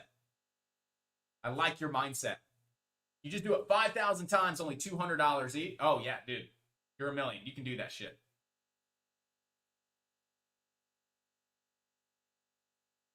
So, ladies and gentlemen inside the chat, be like Skylar, right? Be like Skylar. Be like Placid. Be like Jay Cohen and Alex, right? We all have something we need to work on as a trader. You're telling me that out of 53 people in chat right now, there's only 3 people that have things that they should work on as a trader? Come on. You got to start taking initiative again.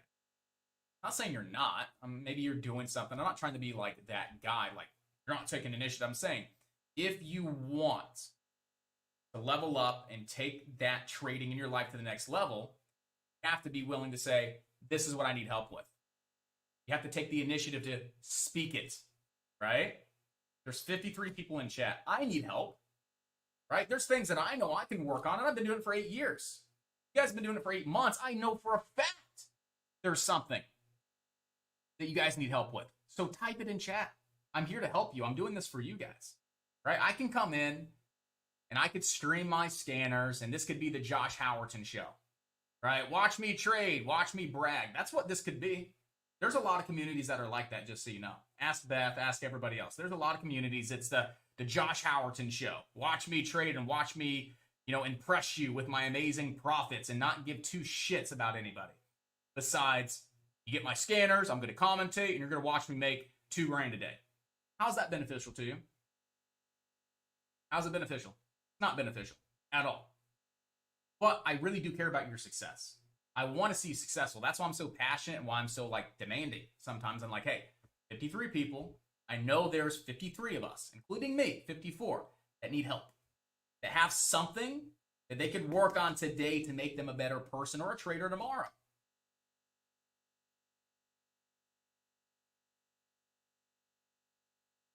Mindset. I'm going to try and put something killer together for mindset. What we could even do on a mindset day is I'm going to talk to, I'm going to reach out to some people, some creators that have strong mindsets, and see if we can do a collaboration call. 2 hours in chat, 11 to 1, 3 or 4 of us just talking mindset, and you guys being able to listen. You guys being able to listen in on that. I'm going to try and get 3 or 4 people that just have really strong mindsets, and let's do one big seminar here inside the chat on mindset, because I think that's huge. There's a lot of things that we've seen in chat about mindset.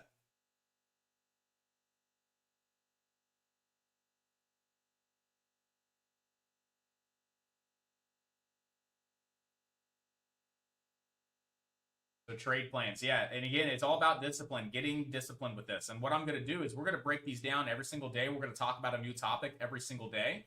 But every day we talk about that new topic, you're going to implement it for the duration of the month and the duration of your trading career, right? So everything that's the most important comes in the beginning. So you have that month of December to implement it, to get that consistency.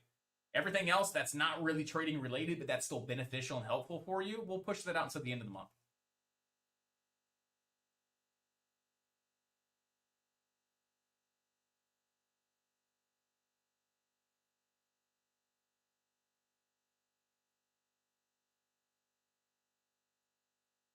I think I just pissed 35 people off. It's literally 53 to 20 viewers. That's crazy. 33. I pissed off 33 people with what I just said. Not trying to upset anybody, not trying to piss anybody off, but like serious, because I want you guys to be successful. Like I said, at the end of the day, my bragging rights is not, we got the biggest team in the world. We're the biggest community. It's, we're the most successful community. Our traders make the most consistent profits. That's what gets me fired up. That's what gets me excited. Those are my bragging rights. I work with some of the best traders in the world. How many? 50. That's it. This guy's got 10,000. Okay. How many of them are badasses? How many of them make consistent profits? 50. Okay. I work with 50 people, if that's what it is. 50 people that are just consistent, disciplined traders. That's my bragging rights.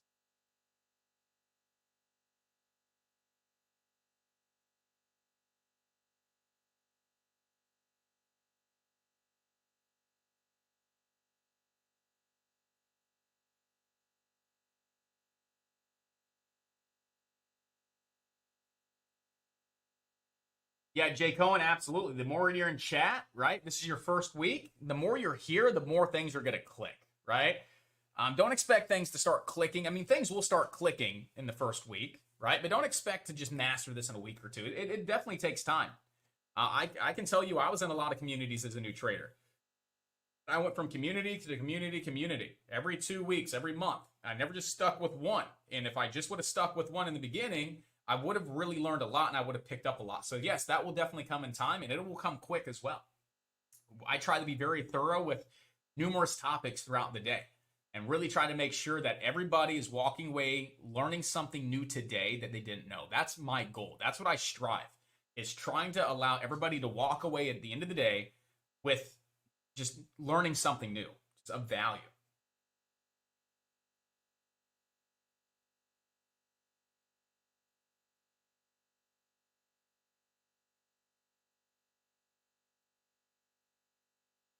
So, I mean, we have a pretty good list. Not chasing stocks. How to let the stocks run. How to scale in and scale out and leave, you know, a runner, like an all-day trade type of thing, right? You know, a dip buy versus a reversal. Why you don't average down or average up to a short as a new trader.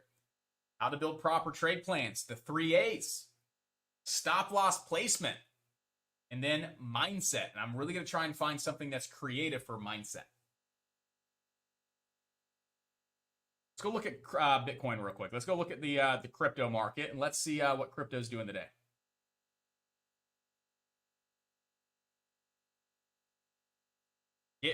We're getting there, guys. We're getting there little by little.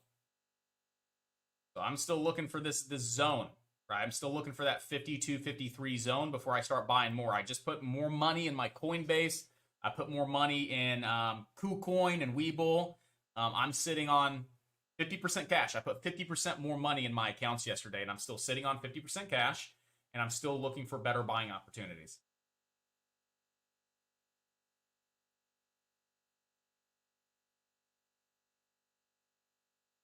This is the first. It focuses more on teaching. Others do what we call mirror trading. Yeah, there's a lot of alert services. And don't get me wrong. If you want to make instant gratification cash and just learn how to click buy and sell, go sign up for a good alert service. But when you really want to learn how to do this, on your own and you want to be the person making the alerts, right? And the one calling the trades and seeing the trades, and you like that feeling of just being right and knowing what you're doing, then absolutely, that's what you're going to learn here. Because again, alpha, cold is awesome. Alpha, the definition for alpha in trading and investing is edge, how to beat the markets. I didn't know that when I put Alpha Day Trading together 3 years ago. I had no idea. And then I'm looking at it, I'm like, wow, he's right. So determine your edge in the market. Your edge is what makes you successful and what makes you profits consistently in the market. We're here to help you identify your edge, teach you your edge. Your edge isn't click and buy and click and sell. Your edge is reading the charts, understanding price action, volume, criteria, setups, patterns, trade plans, discipline, patience, everything. That's what we're here to do. I want you guys to be self-sufficient, consistent traders. And that's why you guys are here, because you want that as well.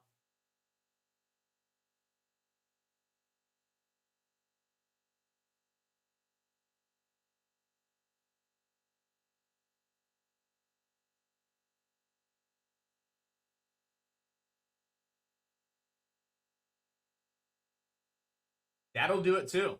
That'll do it too. Setting a goal, right? An achievable goal, but maybe a goal that may be a little out of reach right now because you're still working on, the discipline and the consistency in your base hits.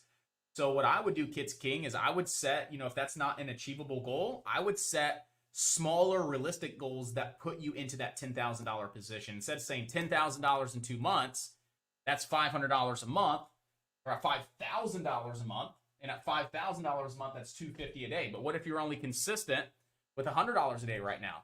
You're going to start scaling up, taking more positions, and you start, taking bigger losses, and maybe you're not ready to scale up yet. So still take that goal, but take that goal and break it down into what's more achievable today. Like if you're already doing $100 a day, take that $10,000 goal and spread it out over 4 months. All right, got a 4-month goal. You break that $10,000 4-month goal down in the monthly, down in the weekly, down in the daily. That puts you right around $125 a day. And you can do that consistently. So let's say you do that consistently for a month and you're like, damn, that felt good. I'm still 3 months away from hitting my goal, but damn, I averaged my 125 a day and that felt good. Let's scale up just a little bit, 10%. Now you do 130, 140. Like, hell yeah. Then you scale up a little bit more. Before you know it, 3 months is going to fly by. 4 months is going to fly by. And guess what? You're going to look down and you're like, oh, wow, I just made 10 grand. Let's go part-time. Right? So again, what I told Skylar earlier is close your eyes and envision what your life is like when you hit your goal, when you can go part-time. Just envision that. You probably have a big smile on your face like, yeah, it feels good. 10 grand, part-time, focusing more on trading. That's like the second half of becoming a full-time trader. Man, that feels good. Man, that looks so good. That makes me happy. If I could have that life in 6 months, is it worth the discipline right now? Fuck yeah, it is. If I'm not disciplined now in 6 months, I'm still not going to have that life. You know what? 6 months to have this life is so worth it. 6 months is going to fly by. Open your eyes, set a 6-month goal. 6-month goal. I've already said that life is worth it in 6 months. So why try and make it happen in a month when you're already okay with doing it slowly and steadily over 6 months? It's much more achievable that way. And in 6 months, you're going to have exactly what you dream of. You're going to make it a reality. You got to do it slow, steady, and consistent.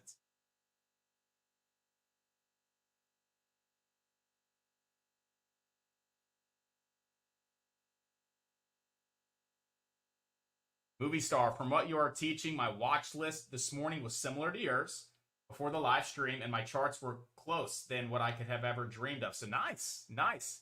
All your levels support resistance. I love it.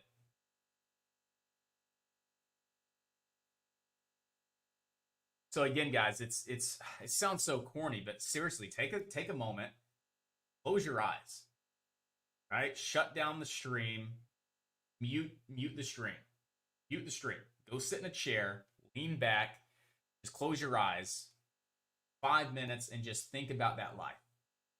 Think about everything that you want. What do you want right now? You want to go part-time and you want to hit a $10,000 goal. So go sit there and envision how happy you would be and what your life would be like once you hit that goal. Okay, and then be realistic. Say, if I can hit this goal in 6 months, a lot longer than I want, but if I could hit my goal in 6 months and have everything that I just thought about, Is it worth it? I guarantee the answer is, yeah, it's worth it. Fuck yeah. Because if I keep doing what I'm doing today for 6 months, I'm not going to achieve that goal. But if I just become more consistent and break it down in very simple steps, that's achievable in 6 months. Is it worth it? Yes. So now you come back down and you say, quit my job or go part-time with my job in 6 months, make $10,000, right? So once I make $10,000, I will go part-time with my job and I will stay consistent with what I did over that 6 months to make another 10 grand, whatever the case is. So then you take $10,000, right? Divide that over 6 months, $1,600 a month, divide that over 20 trading days, $83 a day. And now you say my average goal is $83 a day, because if I average $83 a day with discipline, with consistency, in 6 months, I will make $10,000. And here's the cool thing as well. If you come into the market with a mindset of $100 base hits, $100 base hits, you know what the market's going to do. The market's going to reward you. The market's going to reward you every now and then with the home run. Maybe you make $500 one day. That puts you even closer to your goal. But as long as you keep it consistent with that realistic amount, you might have a couple home runs a month. You may hit your goal in 4 months. Now you're even fucking happier. You're even happier right now because you hit your goal in 4 months and not 6, but at least you gave yourself ample amount of time and enough time to hit that goal realistically. That's what you have to do. You got to start with, again, thinking about that life, writing these things down, and structuring them to make them realistic and achievable. Rodney, is that your area to buy because of resistance in the past on Bitcoin? So this little intersection right here, that's where I want to buy. That's really where I want to get involved. If we wick, right, if we see this wick down into this purple box, I have what's called stink bids, right? I don't think it'll come down inside this purple box, but if it does come inside that purple box, I have some low aggressive stink bids to get filled to really bring my cost basis down, which might actually bring my cost basis up. My cost basis right now is 50 or 45-ish. So it'd bring my cost basis up, but I'd be a really nice heavy position right in this purple box. And if we start scrolling back on down, I just exit the position for a small, not even 10% loss, maybe 5%. So yeah, this intersection right here, this blue line, right there, right where those two intersect and meet, that's where I want to buy. That's where I expect to see Bitcoin hold, is right there. That's where I expect to see it hold. So I still think we could see it come down, kind of hit this area, and then we'll see it kind of level, and then we should see that parabolic move on Bitcoin. That's kind of what I'm thinking is going to happen, right? So last time we came down to the trend line, we bounced a little bit, and then we started really ripping, right? We had a nice little double bottom right off that trend line. So same thing, I'm expecting it to come down around that trend line area.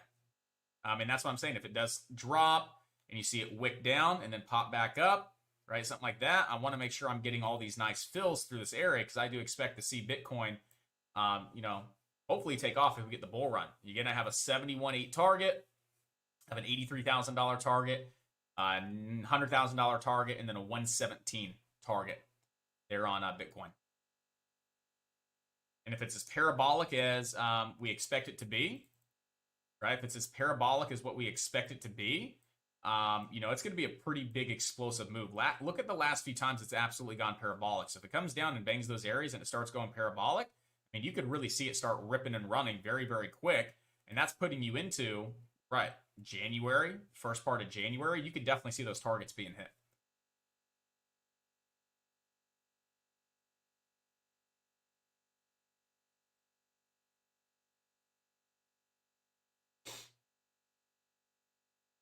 Ethereum, go look at Ethereum as well.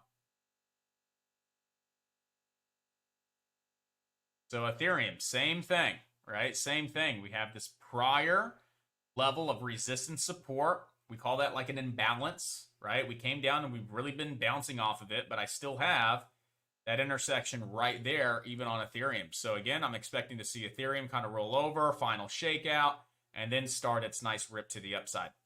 Right? I'm not very confident yet. I'm still not confident yet that this is it. So let's take it down into, let's go to a 2-hour chart. Let's get a little trend line tool here. And we could see that we did just break this trend line. So this nice downtrend that we had, we just broke it. But I'm wondering if it's a false breakout, false move, and it's going to drive the price back down into that level. I'm still thinking that we have a better buy right around 39 to 4,000 on Ethereum. I'm not chasing it right here. If it starts the bull run and I only have what I have on the table, that's fine. I am only averaging in, and I'm only buying more if we get to this point. If we get to this point on Ethereum, if we get to that point on Bitcoin, that's the only time that I'm actually going to, average in. Still looking at Bitcoin on a 2-hour chart. Same thing, downtrend, right? We had a downtrend, we broke above, came back down, bounced. Now it's starting to double top. Still looking pretty weak right here. So I'm not getting trapped in these false moves, right? Still don't want to get trapped in these potential false moves, right? Breaking down trends, chopping around a little bit. I still think we have some room to the downside. So if it does start the run, hey, at least I have something in on this. I already have cash here.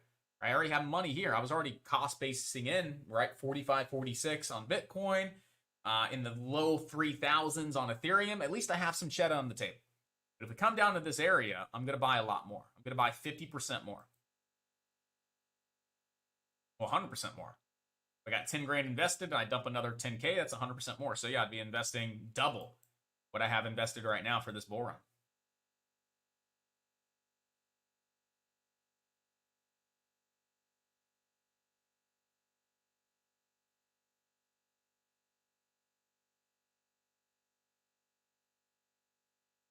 The Matrix purchase event, guys. The Matrix purchase event. Oh, I'm excited. The event will begin in 22 minutes. I'm excited, and I just can't hide. Oh, no, oh, no, oh, no, oh, no, oh, no, oh, no.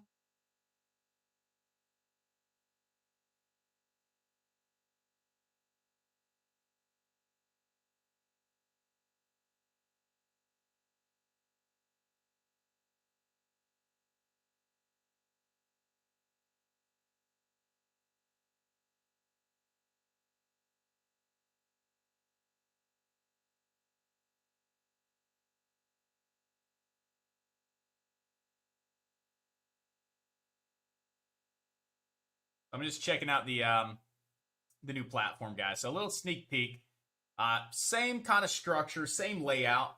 Again, like I said, we'd have multiple streams for multiple streamers and multiple educators that we bring on, like the Coles and some others. You'll be able to toggle between their screens on demand, which is pretty nice. Similar concept for the chat rooms. We don't have our interactive tickers yet. These tickers will be interactive. If you click a ticker, it'll direct you to Yahoo Finance. If you hover over it, it'll display a chart. Pretty much the same concept as what we have right now inside of chat. But again, we do have the multiple streams here, which is pretty cool. New dashboard for our polls. So it just makes it a little bit easier for polls, just right above the live stream. Our new video lessons library. So again, we do have our new video lessons library. Everything is going to be categorized into a playlist. So again, as a new trader coming in, everything's going to be very, very structured. So again, you'll have, chart patterns, you'll have trade plans, mindset discipline. Everything will be structured in playlists inside of our new video lessons library. And you can see that we have like so freaking many, it goes on and on for days, guys. Our video lessons library is just absolutely insane. I'd have to scroll it back up manually. New video lessons library that you guys were wanting. You can now change your username. Right, so chat room username, you can change that now. You have your own dashboard. You can manage all your subscriptions, your payments, your profile picture. You can make sure you have one. If you want to enable your SMS alert feature, you can come in here and verify your phone number for SMS alerts. You can change your password. You just got a nice dashboard now. And you all wanted the chat room username. So we did the chat room username. Got our live trading room, so we'll have different trading rooms with different individuals as soon as this platform grows. And again, you'll just have the kind of a similar setup for chat room. You can just a little bit more customizable, a little bit more on demand. You can add your own widgets. You can do pretty much anything that you want to do. So still in the works. We're like 80% of the way there, but we're just adding the little things. Right, just making sure that everything's working properly, back testing it, debugging it. Again, it's It's so much faster. It's so much cleaner. It's mobile responsive as well, which is cool. We go here to more tools, developer tools. Let's actually take this into if you have an iPhone, come here and refresh the page. Just a much better setup for your phone. So, I mean, it's just a much better integration for your phone. Again, still working on a few things. But overall, it's just going to be much better than what we guys are experiencing right now for mobile, for desktop, all that good stuff. So I'm excited to see what we have in store here. Again, it's in the works. And if you are a streamer, if you want to see this, if you are a streamer and we bring you on, you can come in here and log in as a streamer. Nah, it's not going to let me log in. I don't have credentials, but I'll show you guys that later. So, but anyway, just wanted to give you a little bit of a sneak peek of, what we've been working on over the past couple of months, right? Definitely still some work to go. But overall, we're definitely making some progress. Slow and steady. Slow and steady.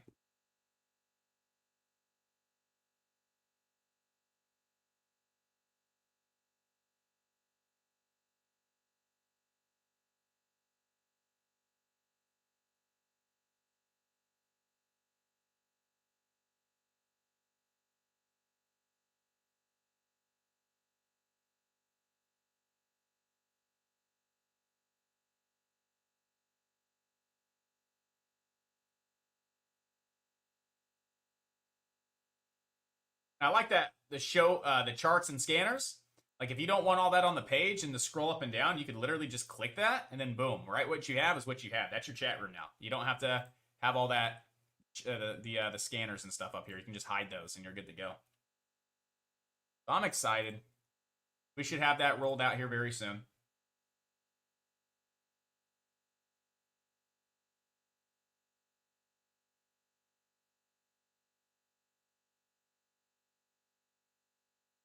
Steven saying, wow, that's a no-joke platform. Yeah, guys, I've been putting a lot of money and a lot of time into it. I mean, a lot of money and a lot of time. It's getting pretty expensive right now. I'm not going to lie. It's getting pretty expensive. I do want to log into the streamer aspect to show you guys if you ever become streamers. And what we're going to try and do as well is integrate with Benzinga. If you guys like Benzinga, we're going to try and integrate with Benzinga so you can have all of these scanners with Benzinga just right here at the top of the page.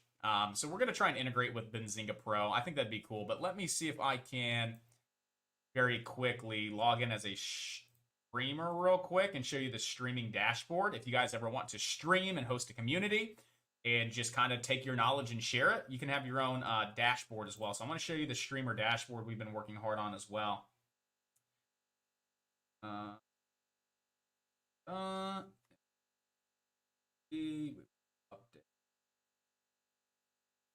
All right, cool.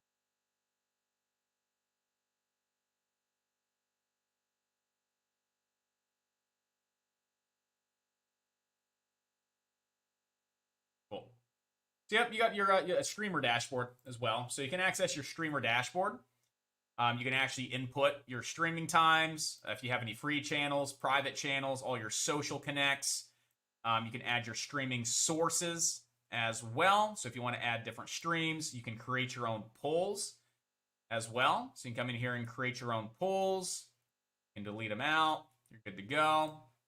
All the videos, if you ever want to upload a video lesson in the video lessons library, again, I'm showing you guys a rough draft. It's not complete yet. We're 80% of the way there. You'll be able to customize your chat room. So here in the future, chat control, you can rename and rebrand your own chat rooms as well. So right now, standard, they come like this, right? Stock talk, alerts, profits, option, crypto. Let's say you're a swing trader. You can go swing trading, investing, profits, whatever. You can actually come in here to your streamer dashboard.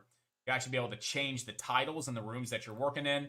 You can post newsletters. You can add new widgets to the front end. See, these are all widgets. You can come in here and simply delete a widget out if you wanted to. So we can delete that out, right? We can save it in there. You go back to the trading room. That widget's gone. So again, you can upload all of your own widgets. You can pretty much customize it the way you want. So yes, you have your own streamer dashboard. You can, basically make it your own. You will be here as a streamer, a live trading room. You'll be here as a streamer if you want. Anybody can join your chat room, and your chat room will be completely custom the way you want it. I mean, you can drag and drop these anywhere. You can organize it the way you want. Again, you're pretty much making it yours. And everybody will have a video lessons library. Everybody will be able to post blogs, like newsletters. I mean, it's pretty cool. It's definitely opening up a lot of opportunity for you guys. Again, like I said, I'm doing this a lot for the future of Alpha. If you guys are ever like, hey, I want to host my own community. I trade options, right? I have my own edge, this unique approach to options. I want to stream. I want to host a little community. You can have your own trading room. So yeah, now you got to go through an application process to be a streamer. Just because you're a trader doesn't mean you can stream on this platform, right? I'm going to make sure that everybody's vetted, and we really make sure that people are good traders and doing things for the right reasons. But yes, if you are, then you can absolutely have your own room.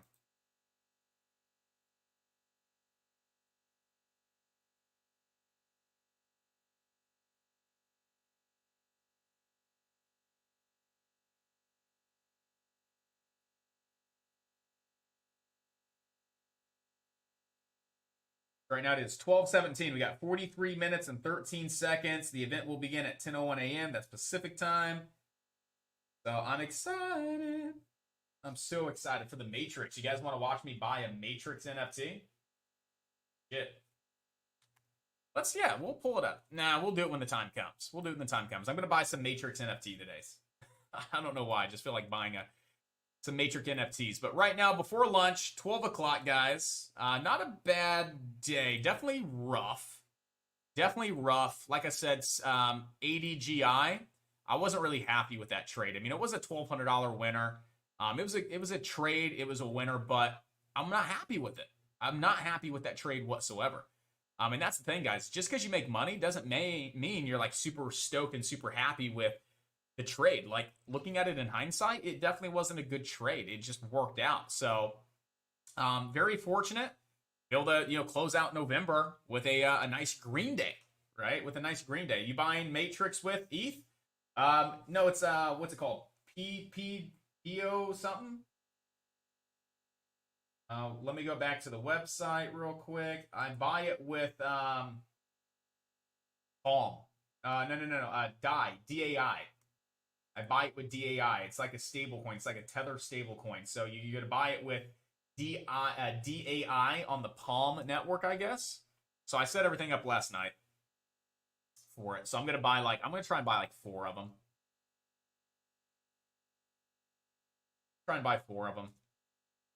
I don't know crypto. I've never bought an NFT, but I saw the Matrix NFT, the whole red pill, blue pill. I grew up obviously just loving the Matrix, man. The Matrix is just so freaking awesome. I guess they have a new Matrix coming out as well, so I'm super stoked for that. But yeah, like all these other NFTs of like apes and bananas, I'm like, okay, it's an ape and a banana. Like, I don't know, but the Matrix thing, at least I'm like, all right, this is cool. I like the Matrix. I could see myself dumping, $200-300 into some NFTs for fun, just to have them. If I have them, it's only $300.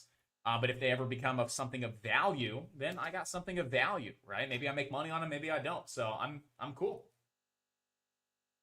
I made an OpenSea as well, but I never bought anything.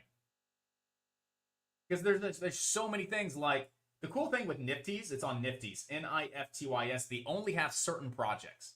So right now it's the Space Jam and the Matrix, Warner Brothers. So they're partnered with Warner Brothers doing these really cool collections, these NFT avatars, and an NFT. So I like that.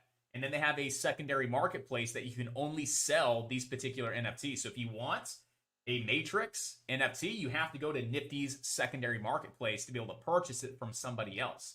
OpenSea, I can literally create all these JPEGs and upload them and sell them as an NFT. I just don't find the value there. I like the value here because they're partnered with Warner Brothers. They're doing the Matrix. They did the Space Jam. I think it's just pretty cool stuff. So I'm super excited. And I don't even care if I make money on them. I just want to own a few of them. I'm just curious to see which ones I get. I'm just excited to see if I get like Morpheus. That would be freaking awesome if I got like Morpheus or something like that. I don't know. We'll see. There's 100,000 of them. So we'll see. Unique Matrix characters. Exclusively on Nifty's. They did the Goon Squad. Wasn't too crazy about that, but I'm very excited about the Matrix. And they go live in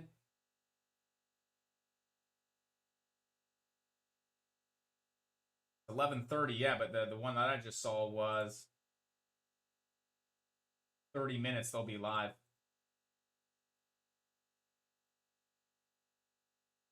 For 30 minutes. It's not popping up now. Did I accidentally screw up here?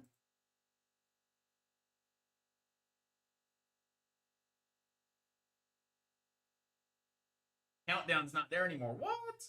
Matrix has you, the white rabbit. That is just so freaking cool the way they did their website too.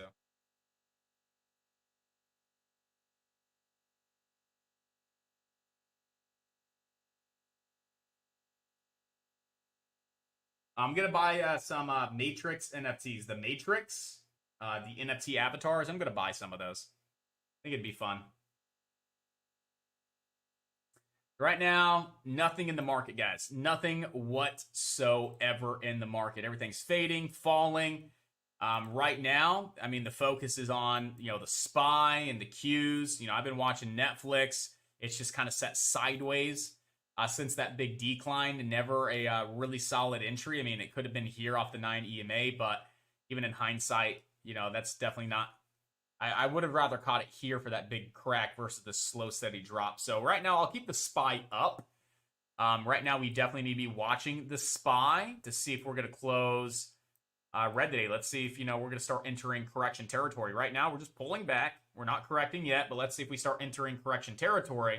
We'll start getting more serious with maybe some puts because we are seeing a pretty nice decline here over on the SPY.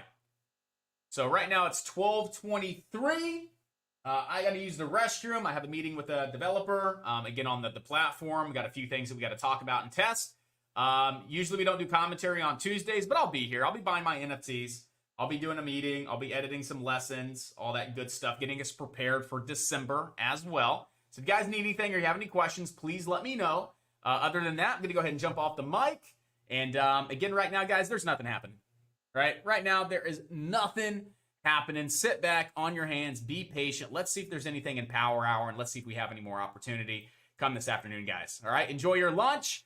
Good job and good work. Way to crush it. Ending this beautiful November. We had some nice profits and profits chat from Jeff and Skylar and Ron and Skylar. And I mean, everybody in chat just absolutely crushed it today. So good job, good work. If you're not trading, if you're just listening, it's okay. The market has been challenging the last 2 days. It's definitely not like it was the last 2 weeks. The market has been a little bit more on the challenging side. So just remain calm, cool, collective, remain patient, and just remember that sometimes the best trade is no trade. Enjoy your lunch, traders, and I'll see you back here a little bit this afternoon.